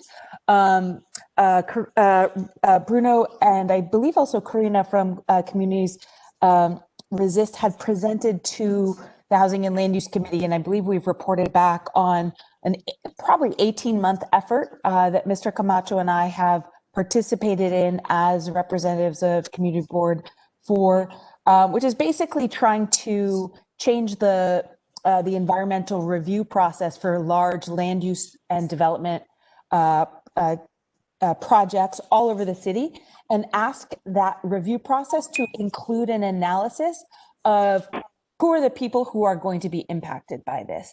And I think, as we know, in Bushwick, a lot of these big projects tend to have a really disparate impact and negative impact on long-term residents, people of color in a place like Bushwick. And so that there has to be an accounting for that before they even break ground, not 5 years later, oops, oh no. And so what this is, it's a citywide thing that there was a hearing on it at the city council. I asked the Housing and Land Use Committee, because we had discussed it a number of times, the legislation, if I could present testimony, not as an individual, but on behalf of CB4. Mr. Camacho presented as an individual. We discussed it for a while. I recused myself from the vote. The Housing and Land Use Committee allowed me to do so. It was only 2 minutes of testimony. I am happy to share it. I can put the link to the testimony in the chat if people would like it, or maybe if it's easier to send it out with Celeste. Basically, the gist of the testimony was to say, this is another tool that is going to help community boards like ours make better informed decisions about the land use projects that come before us. Because we take our work very seriously and we want as much information as possible. And we want to make sure that we are not supporting a project that is actually going to be displacing our own neighbors and and having a negative impact on our community. So that was the baseline of that testimony. I shared it with the committee, but we'll share it with the whole board. And I apologize, I should have put it into the notes. Then the next thing was the responsible development policy. We have been working on that with an organization called ANHD, Association for Neighborhood Development. Oh, wait, I'm missing a word from it, but and it's basically a checklist or a sort of guidelines that when a developer comes to the Housing and Land Use Committee, it's what we believe we ask from developers as they are going to take on a project. So we've been working on that for a long time. It's also ready to share with the wider board. And so I guess, Celeste, if we'll figure out, I don't want to overload people with with reports. So if the Economic Development Committee is also sending out a report this month, we can figure out, do we save it for next? But it's also something I think that it will be helpful, because then we just let people know right off the bat, this is what we care about as a community, this is what we don't want to see. And I think a lot of you will not be surprised to see what is in that responsible development policy, because it's the kind of stuff we talk about all the time. More deeply affordable, respectful of the neighborhood in a lot of different ways. So it's things that we are sharing with them. We can't necessarily enforce it, but I think it's very important to tell. So those were the two things. There were some, just a few very short notices about things that are going to be coming up. Again, we're going to start focusing in that committee on the RAD at Hope Gardens, as Mr. Camacho mentioned. I think that's incredibly important. We're going to ask some folks to, I reached out to Asher Freeman at the council member Reynoso's office to have somebody come in and talk to us about this whole idea of citywide comprehensive planning, so that the board can just start to know what that means. And then that was it. So there was nothing, we had lots of good discussions, but then we kicked our one thing to vote on. We voted to send it to the Economic Development Committee. That is all from the Housing and Land Use. Any questions or anything I can answer? No, I just like I told him, I just wanted to thank you because I heard you. I heard you when you testified and you read that, and it was like it was nice the way you did it and how you framed everything, and it was a little heartbroken, but I said, oh, she did a good job, and I wanted to let everyone know that you did a good job. Thank you. I appreciate that, Mr. Camacho. And we'll share that testimony so everybody has it. Yeah, and I like the way you say that they came to ask us that they wanted to everybody knows that place is in bad shape, the Rango. It was in the newspaper that they have a lot of apartments empty. Yeah. And I was a little upset that they want us to give them a letter of approval for the food when our people are in shelters and these people can give apartments to them. And I made it specifically clear that we're gonna work together, but we need to have our people in some of those apartments that you have empty and our families are in shelter. And he knew what I was talking about. And I said, they may not afford the money that they had, but something beats nothing. You know, you'd rather have some dollars than no dollars, or to leave it open and push our people away. And now you're asking us for something. You can frame it the way you want to frame it, but I'm going to frame it the way I see it. And we really need to start pushing and making recommendations on what we want and what we want them to do, not vice versa. And that's what we really need to do. Yes, I know that man has a lot of apartments empty, and our families and kids are getting pushed out and going to shelters. And we really need to start pushing and see if the next mayor that comes in there does a referendum and start pushing. But because if we could pay $200 a day for someone in the shelter, and I know my math very well, that's $6,000, then we could put a family there for $2,000 or $3,000, and the city will save money.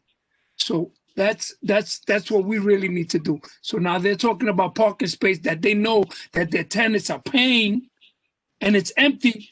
So they had empty upstairs. So they want to take the ones that were empty, bring it upstairs, open the door fresh direct, and say that they're quote unquote giving jobs. So we want to make sure that the jobs that are giving are going to be for the people in Bushwick.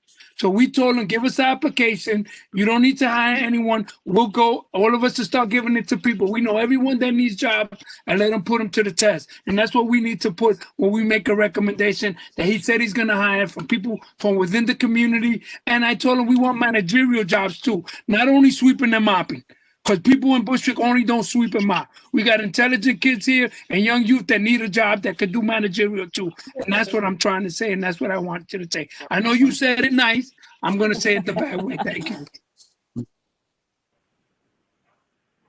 Thank you, Mr. Camacho. I just want to acknowledge that I have a few phone numbers here. I just want to make sure all board members are unmuted. Just give me one moment, please. I believe this is Ms. McClellan, 908-962. Okay, darling. Okay, bye-bye. Ms. McClellan, 908-962, is that you? Yeah, that's me. I got you. You're muted. You control your sound now. I love you, Ms. McCullen. How are you? We all do. Oh, I'm okay, but I love you too. I also have, yes, I also have 347-404. Yes. 347-404. Wait a minute. Now that's the one I have to look. Oh, is that your other phone, Miss McClellan? Yeah, that's my other one. Yo, Ms. McCullen, you got two phones? I'm gonna mute that one just because we can hear you already. What, you got two puppies now? Yeah, I got two phones, but you know, when you don't know how to work neither one of them, it's a mess. All right. I feel bad, Ms. McCullen. I don't know how to work them neither. And I also... I told them I want an old folks phone. This young folks phone don't work for me. It don't even ring, and then they say I'm deaf. Oh my gosh. Okay, so I have you unmuted on one of them, Miss McClellan. I muted the other one just in case. And now I have 212-882. 212-882. Me, Mr. Wright, got you. Okay, I wanted to say something on that Sure. report too. Go ahead. Go ahead. Thank you. Now, Mr. Camacho just mentioned something that I wanted to make sure. If somehow or another, when you're talking to these people, if we can, I don't know if it's possible, but because remember, they did the bait and switch for that property. And so somehow or another, when we say anything or when you come to the point of developers coming in, that they don't keep doing the bait and switch on us. They make up all these things about this, we want this, and they say yes, yes, yes, yes, yes, yes, and next thing you know, they sell it to somebody else, and then we're out of luck.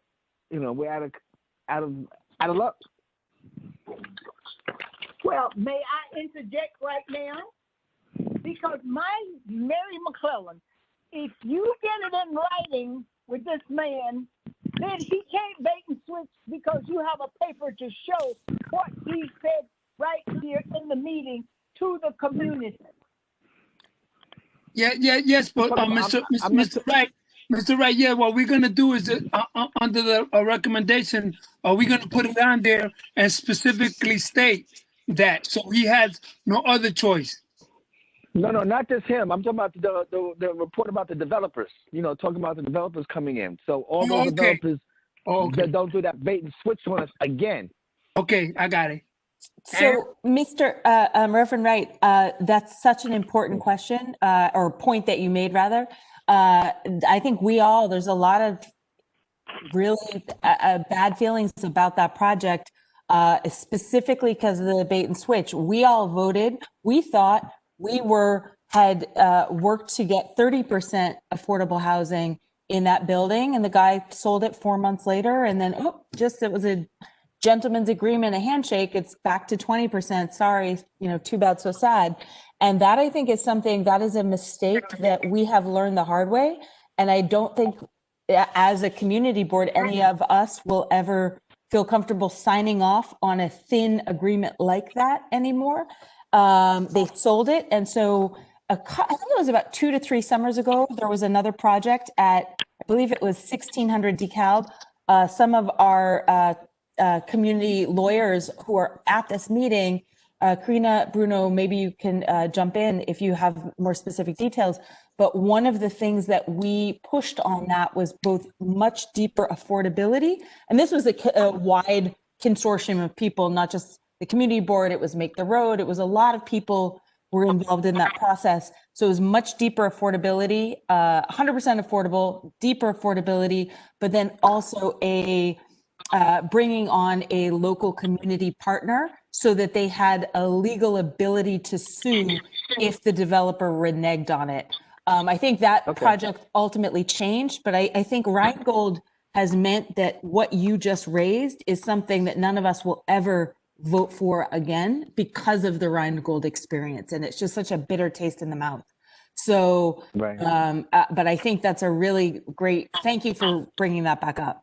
And also, Mr. Wright, I'm not too sure if it's a possibility we can put it in the deed to make sure it is deed out. A lot of times, I'm not a lawyer, but I heard that lots of times that's what they're putting in now. They're enforcing them and putting it in the deed restriction. So. Okay. All right. This is Mary McClellan, and I want to make a statement. Now, handshake went out with the horse and buggy. We're now into high tech. That's why I got 2 phones, because I didn't read how to work neither one of them. So you see, I know how to work the old folks' phone, but I don't know how to work this high tech thing.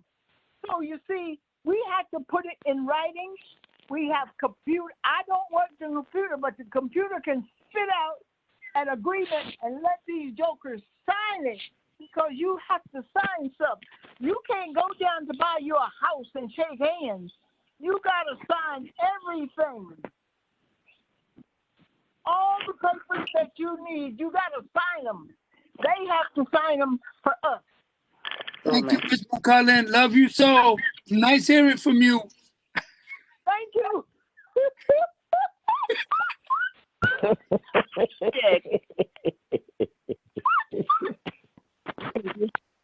All right. Handshake went with high button shoes and the horse and buggy. Miss McClellan, you couldn't be more right. And now no one's allowed to shake hands anymore anyway. So we're gonna stick.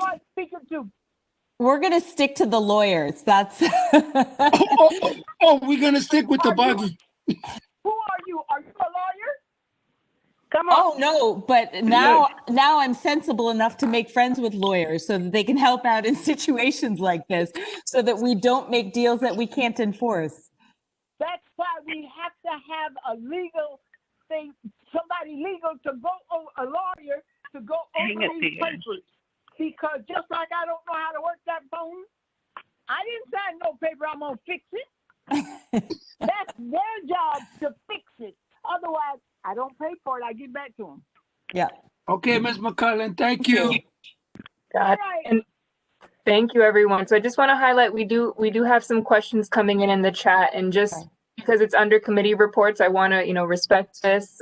Just a quick question about the business impact on traffic on Bushwick Avenue from 4 to 7 p.m. I know this came up during the committee discussion as well in both meetings. This person also mentioned, Ms. Hicks, markets come and go. What's the supermarket's commitment? And I believe we're going to get into that during recommendations when we go over what the recommendation is and what the board would like them to do. Okay. Sound good? Hello? Hello? Yes, Reverend Hicks? Hello? Yes, Yes, please. I have to go to church now, okay? Okay, got it. I will mark you excused from the second roll call. Thank you. Thank you. Thank you. Bye-bye.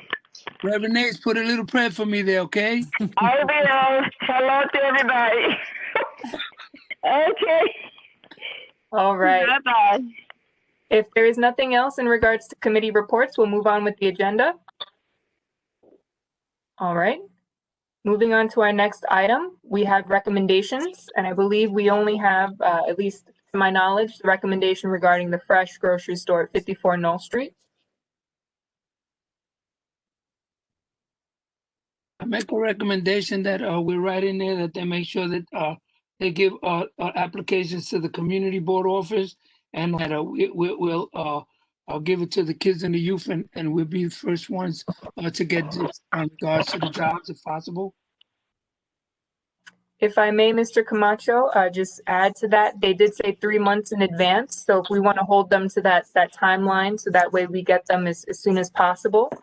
And also partnering with a local workforce development organization to make sure that they're also connecting with the community through that mechanism.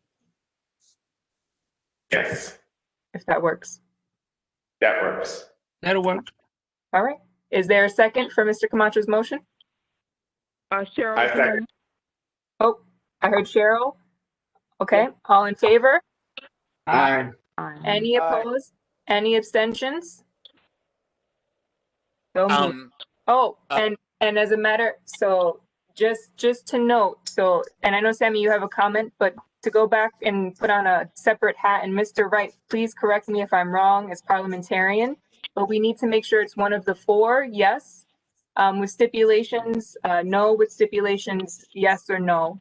So Mr. Camacho, I apologize that we went through all of that without clarifying, but if you could just be clear with the motion that you made. I make a motion that the fresh direct employed with stipulations to make sure that the work group and the 2 months or the 3 months that you indicated. Yeah. Is it yes? So yes, support, yes with stipulations? Yes, support. Okay. And Cheryl, are you okay with that seconding? Yeah. All right. And just to go through it again, now that we're clear, all in favor? Aye. Aye. Any opposed? Any abstentions? Thank you, everyone. And Sammy, did you have something? No, it was to add to Camacho that the stipulation on the jobs, but I think the language that you mentioned was for a local workforce development. Yes. I just where that is. If that's the case, then that that they guarantee that it's jobs for especially low income and local. So I not workforce development, but like nearby residents as well. Of course. Okay, understood. Any other recommendations? All right. Seeing none, we will move on now to the next item on the agenda, which is old business. Any old business, board members? All right, I have one item. So technically this was old business as well under the housing and land use report, but you should have all received a copy of the responsible development policy. This has been a long time coming, so please take a few moments to review it.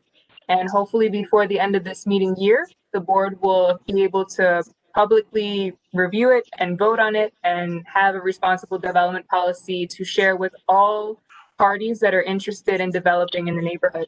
I don't know if you'd like to add anything to that, Anne or Mr. Camacho. All right, go ahead. We're good? Yep. Okay. Any other old business before we move on? the last question, Yes. Joshua Brown, in regards to old business, do we have an update on the Pilling development, on Pilling and Evergreen, given that that's a large development that's coming to Bushwick?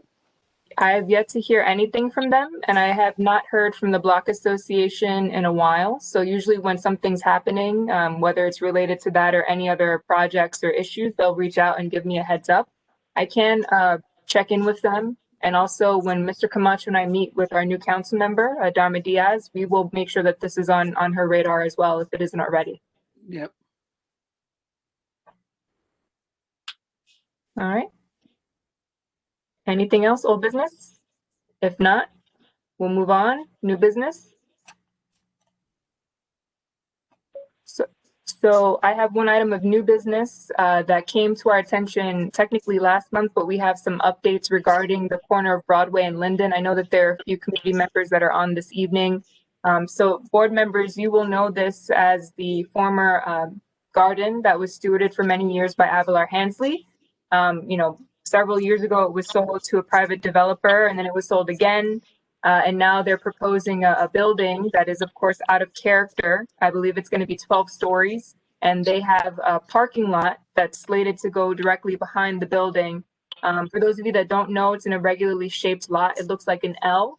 So it stretches from that corner all the way behind the row houses that are along Linden Street. So we've heard from many concerned neighbors, rightfully so, about this development. Since this summer, I have looped in our liaisons from City Planning, Department of Buildings, and from the Economic Development Corporation.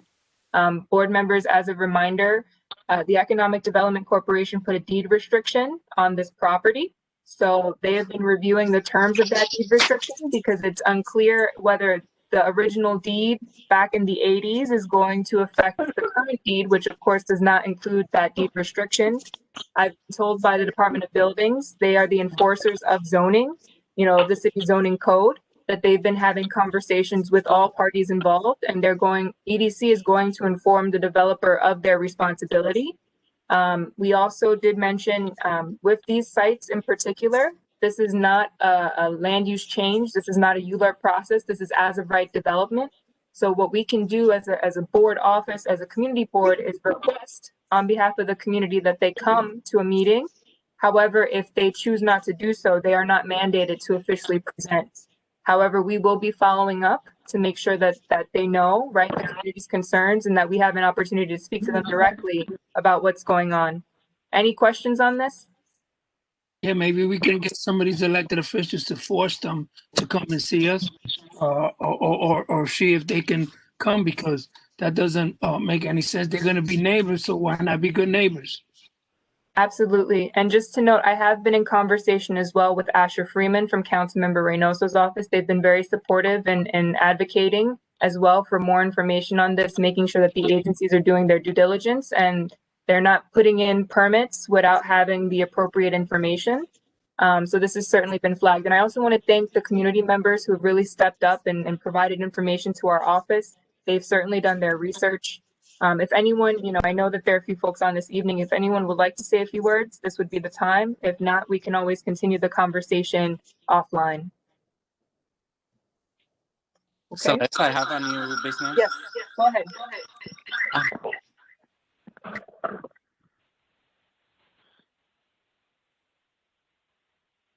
Sammy, you're muted.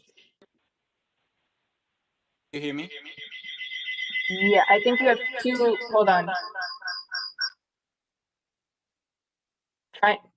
Do you hear me now? Go ahead. Yeah, I wanted to resurface or see if we can get more information and prepare next month about the issue of the attack on violent attacks on women on the Morgan L station. Some of the victims were Bushwick residents, and the last attack that the attacker was identified was in a Bushwick store. I've spoken personally with one of the victims, and they have raised the issue that none of the authorities connect them with any mental health support or violence victims, as well that it took 5 of these incidents for the police to put 2 and 2 together and understand that there was a pattern of violence. So I think these cases raises a lot of questions and a lot of issues about how these cases are handled. It was, about the pattern, from the aspect of when our cases that are targeted against a particular minority or a population like women in the same station, and also the other aspect about what kind of resources and the treatment to which the victims are handled. The victims, mention how they were, attached to a wheelchair, sent to the hospital without their consent, how they to this day have not received any connection whatsoever to what is trauma-related issues, etc. And what they say was a very impersonal, inhumane connection with the authorities. So anyway, I don't want to, it was, all these issues that we came together working with partners, and that this case, was of a great concern for many in our community. We'll see. We'll do a public safety committee, and maybe we'll get the inspector to answer some of the services that they have and see if they can bring more services in regards to that. We'll see what we can do with the deputy inspector, because he's not here. He would have answered a lot of those questions for you now. So we'll find out. Got it. And a quick point of clarification. Thank you to Michelle who joined us this evening. The corner of Broadway and Linden is a 20-story proposed development. I was thinking of another development on, I believe, Warefield Street. That's 12 stories. That's been a similar situation where it's a private site. All right. And I have one other item of new business, and this is for the public that have joined us really this evening, and also for committee chairpersons. We talked a little bit about this during our last executive board meeting.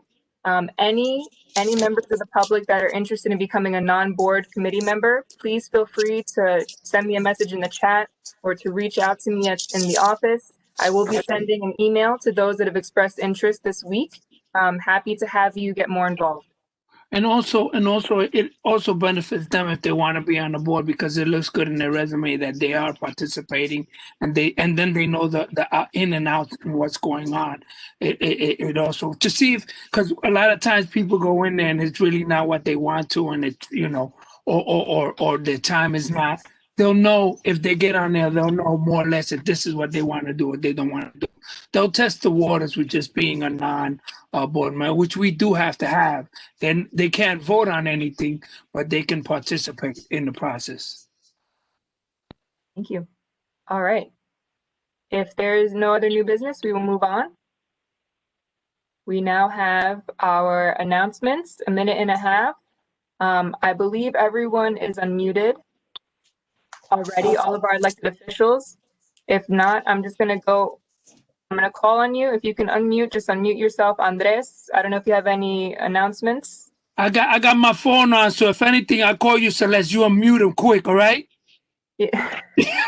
Got it. All right. I'm going to unmute just because I'm not sure who can control their sounds. Andres, unmuting you now. Are you there? All right. If folks have announcements, please drop a line in the chat, just so I know. I know some folks had to jump off as well. Julio, give me one moment. I'm going to mute you. Go ahead, Julio. You got it. Thanks, Celeste. Good evening, CB, for all the board members. Firstly, Happy New Year to everyone. I look forward to sharing upcoming news in regards to vaccines and a host of other issues as the new administration comes in, both majority in the House and the Senate. So hopefully we can update the community on all the proposals that are being considered.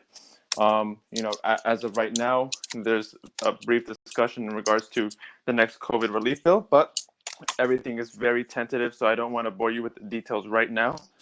As soon as we get concrete details, I'll of course send that directly to the chairperson and district manager for an FYI. Again, vaccines is a pressing issue. A lot of the policies from the old administration are now being reviewed by the current one. So that's very important to note as we discuss that in our community. But again, we're still located at 266 Broadway. You can always reach out to me directly if you guys have any questions or concerns, and if there's anything we can help you guys with, especially with the IRS stimulus checks, which we've been getting a lot of questions and concerns about. So my phone number is 718-664-5149, or you can email me at my last name Salazar, #2 @mail.house.gov. Thank you, everyone. Wow, you should do this more. You only do it for 10 seconds. That's great, man. Wow, 1.21, man. He's been practicing. All right. I also have Taika. Hi, everyone. Happy New Year. My name is Taika Haraguchi, and I'm with Comptroller Scott Stringer's office. Happy Inauguration Day. Here's to a better year ahead. And it's good to be here this evening with Community Board 4. So just a few quick updates to share. So firstly, we have our annual paid summer internship program. The application is now live. It is open for matriculated college students, and the deadline is March 5th, 2021. And all intern candidates must apply via our website to be considered. The program is 9 weeks from June 7th to August 5th. And I will drop the link to our application in the chat afterwards. Secondly, the comptroller released a plan to make sure New York City's small businesses get their fair share of the Paycheck Protection Program, PPP funding, as the program reopened on January 11th. This program was intended to support small businesses by helping them to retain staff and stem job losses. However, analysis released by our office found that New York City lagged far behind in its share of eligible businesses that received a PPP loan. So just 12% of the more than 1.1 million employee-based and non-employer businesses in the city received a loan, compared to more sparsely populated and less economically impacted states such as North Dakota and South Dakota, where more than 20% of businesses received a loan. The report also showed notable disparities between boroughs and industries receiving these loans, with nonprofits getting minimal support through the program. So I will share a link to that report as well. And finally, the comptroller released a Fair Shot NYC plan for vaccine equity. Fair Shot NYC is the comptroller's vaccine equity plan to ensure that New Yorkers across backgrounds, income levels, occupations, and age groups have equitable access to vaccines as the city ramps up distribution. The plan includes recommendations for more transparency and outreach to increase access for communities of color, lower income neighborhoods, and immigrant New Yorkers.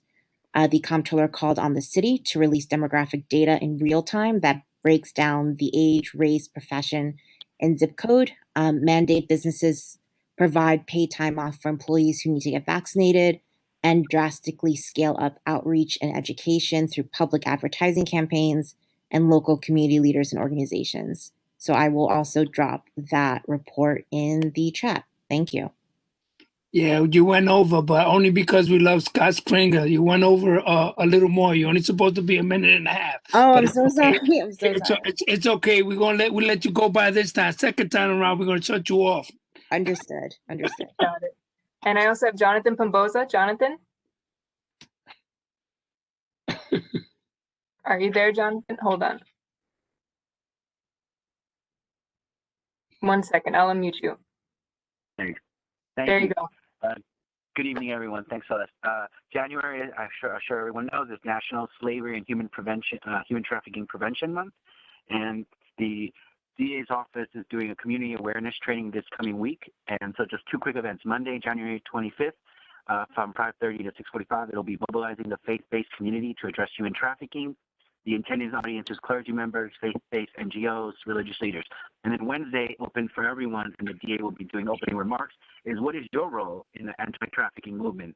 And the audience, intended audience is everyone who's interested. You can find out more at the Brooklyn DA's website, brooklynda.org/HT Awareness 2021. Thank you so much. Have a good evening. Thank you. And also, I know Tom from the library. Tom, if you'd like to make an announcement. Oh, yes. The libraries, Brooklyn Public Libraries releasing a limited edition library card related to celebrating Black American culture and history. The deadline is for artists 13 and up. And I put in the chat where you can get more information. The deadline's January 31st. This is going to be released and it's supported by Brooklyn Borough President Eric Adams and the Brooklyn Community Boards. And the card will be released as part of Brooklyn Public Library's Juneteenth 2020 celebrations. So if you know any artists 13 and up, you can get more information from BALC@bklynlibrary.org. Thank you. Thank you. All right. And I know Virgie, are you unmuted, Virgie?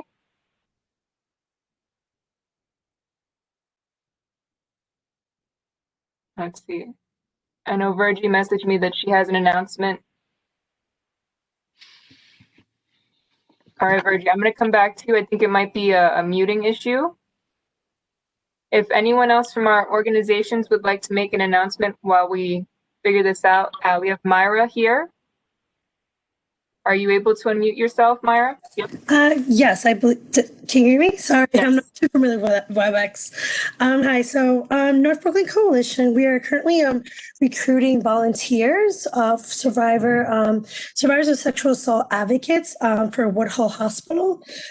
So we are asking for anyone, if you whether speak English or bilingual, bilingual is a plus, to be a survivor advocate role. I'm going to try to keep it short. So in order to be a volunteer, you just need to be 18 years or older and must be able to reach the Woodhull Hospital within 20 minutes by car, and we will reimburse you. And there's a training provided as well for free. And if you have any questions or would like to know more about being a volunteer, you can email us at volunteer@northbrooklyncoalition.org. I will also be dropping a PDF, if possible, in the chat, and my number as well in the email. I didn't go over minutes. No, you didn't. You got enough time left. Thank you. All right. And I also have two more folks. Virgie, I found you. I'm going to mute you now. Are you there, Virgie?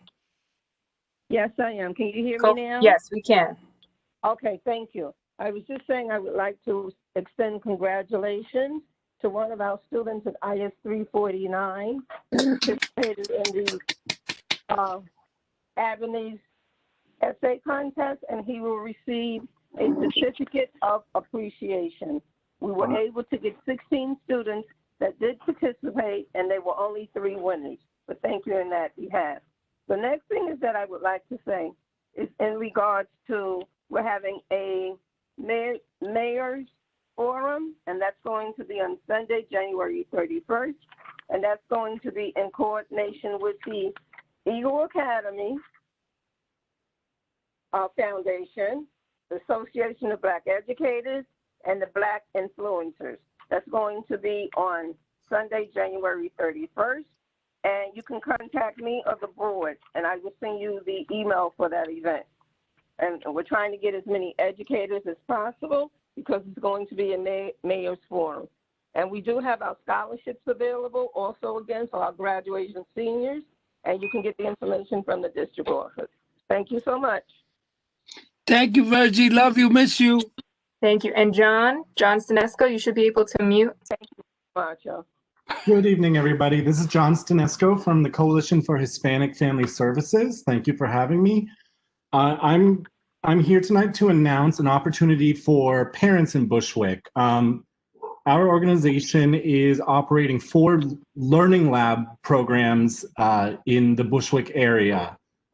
You may have heard of learning labs under the name Learning Bridges. It is a temporary program operated by the city to provide free childcare from 8 a.m. to 3 p.m. Monday through Friday for any students who are enrolled in a Department of Education school and in their blended learning program. So it's only available for DOE students who are enrolled in blended learning, but it is a free program, and we supervise children on their remote learning days and offer engaging and fun activities for them once they're finished. So if you're interested in this, my number is 929-276-7188, but you can also apply online if you just go to Google or your favorite search engine and search for New York City Learning Labs programs. You can start a survey. You can start a survey to enroll. And the locations we have in Bushwick from my organization, and there may be some more, but the locations we have currently are at Hope Gardens Community Center, PS 299, and PS 75. So if you're in the area, we have space for students from kindergarten through 8th grade. Thank you very much. Yeah, could you please send that to the community board, because we have CEC that the Youth and Education Committee that we have, and maybe we can send it out to people in the community. Absolutely, Mr. Camacho. I'll send you a flyer as well as some instructions for how parents can enroll. Sounds good. And you went over 9 seconds, but it's okay. Oh no. I'll work on that. Thank you. All right. I don't see anyone else in the chat, and I believe I covered all of our organizations this evening. For future reference, if folks would like to make an announcement, you can always let me know by adding it to the chat or reaching out in advance of the meeting. We're happy to accommodate. If there are no further announcements, board members, we'll be moving on with the agenda. Oh, and hold on. I know we have someone. Give me one moment. Barbara, I did not forget. Give me 1 second. You go ahead. If there's anything you would like to announce. Oh, yes, I would. I want to ask everyone on the board, if you know of a senior that might need help registering for the COVID shot, could you reach out and give them a hand? In the next couple of weeks, myself and the inspector is going to get enough seniors to be picked up and take them to get their shots at their senior buildings, and sit outside and wait for them to get the shot and take them back to their residence. So it's going to take a couple of weeks for the managers of the senior buildings. Right now, I'm concentrating on 297 Wilson and 349 Gates. Those two senior buildings, so the social workers can go around and get the seniors registered. But if anyone, any community board people know of a senior, they have to get registered to get the shot. So thank you so much for your time, everyone. Happy New Year. Happy New Year. Miss you, Barbara. Love you too. Thank you. All right, so we'll move on now. I believe that's all of our announcements for this evening. If we missed you, I promise I will get back to you. We'll go into our second roll call. Let me pull up the sheet. Board members, please be ready. Hold off right. James Wiseman. Carlotta Williams. Here. Jerry Valentine. Here. Annette Spellin. Good night. Good night. Dustin Sonborn. Here. Bernardina Shell. Yeah. Julio Salinas. Raul Rubio. I'm still here. Gladys Pulia. Asaya Polite. Here. Zuma Navoa. Sammy Namir. Desmond Monroe. Present. Got you, Sammy. Got you, Desmond. Mary McClellan. Here. Luisa Jose. Virgie Jones. Carol Jones. Present. Good night, everyone. Kristen Jock. Night. Here. Barbara Jackson. Here. Nisha Honeygan. Present. Jose Guzman. Reverend Migdalia Gutierrez. Gaini. Here, present. Igaudi Gomez. Here, present. Freddie Fowler? Yeah. James Fitzgerald? I'm here. Got it. Victoria Fernandez? Daniela Davi? Present. Andrew Choi? Louisa Chan? Good night. Good night. Ed Ceballos? Present. Melissa Carrera? Cartier Caphart? Present. Robert Camacho? Presente. Raul Brown? Present.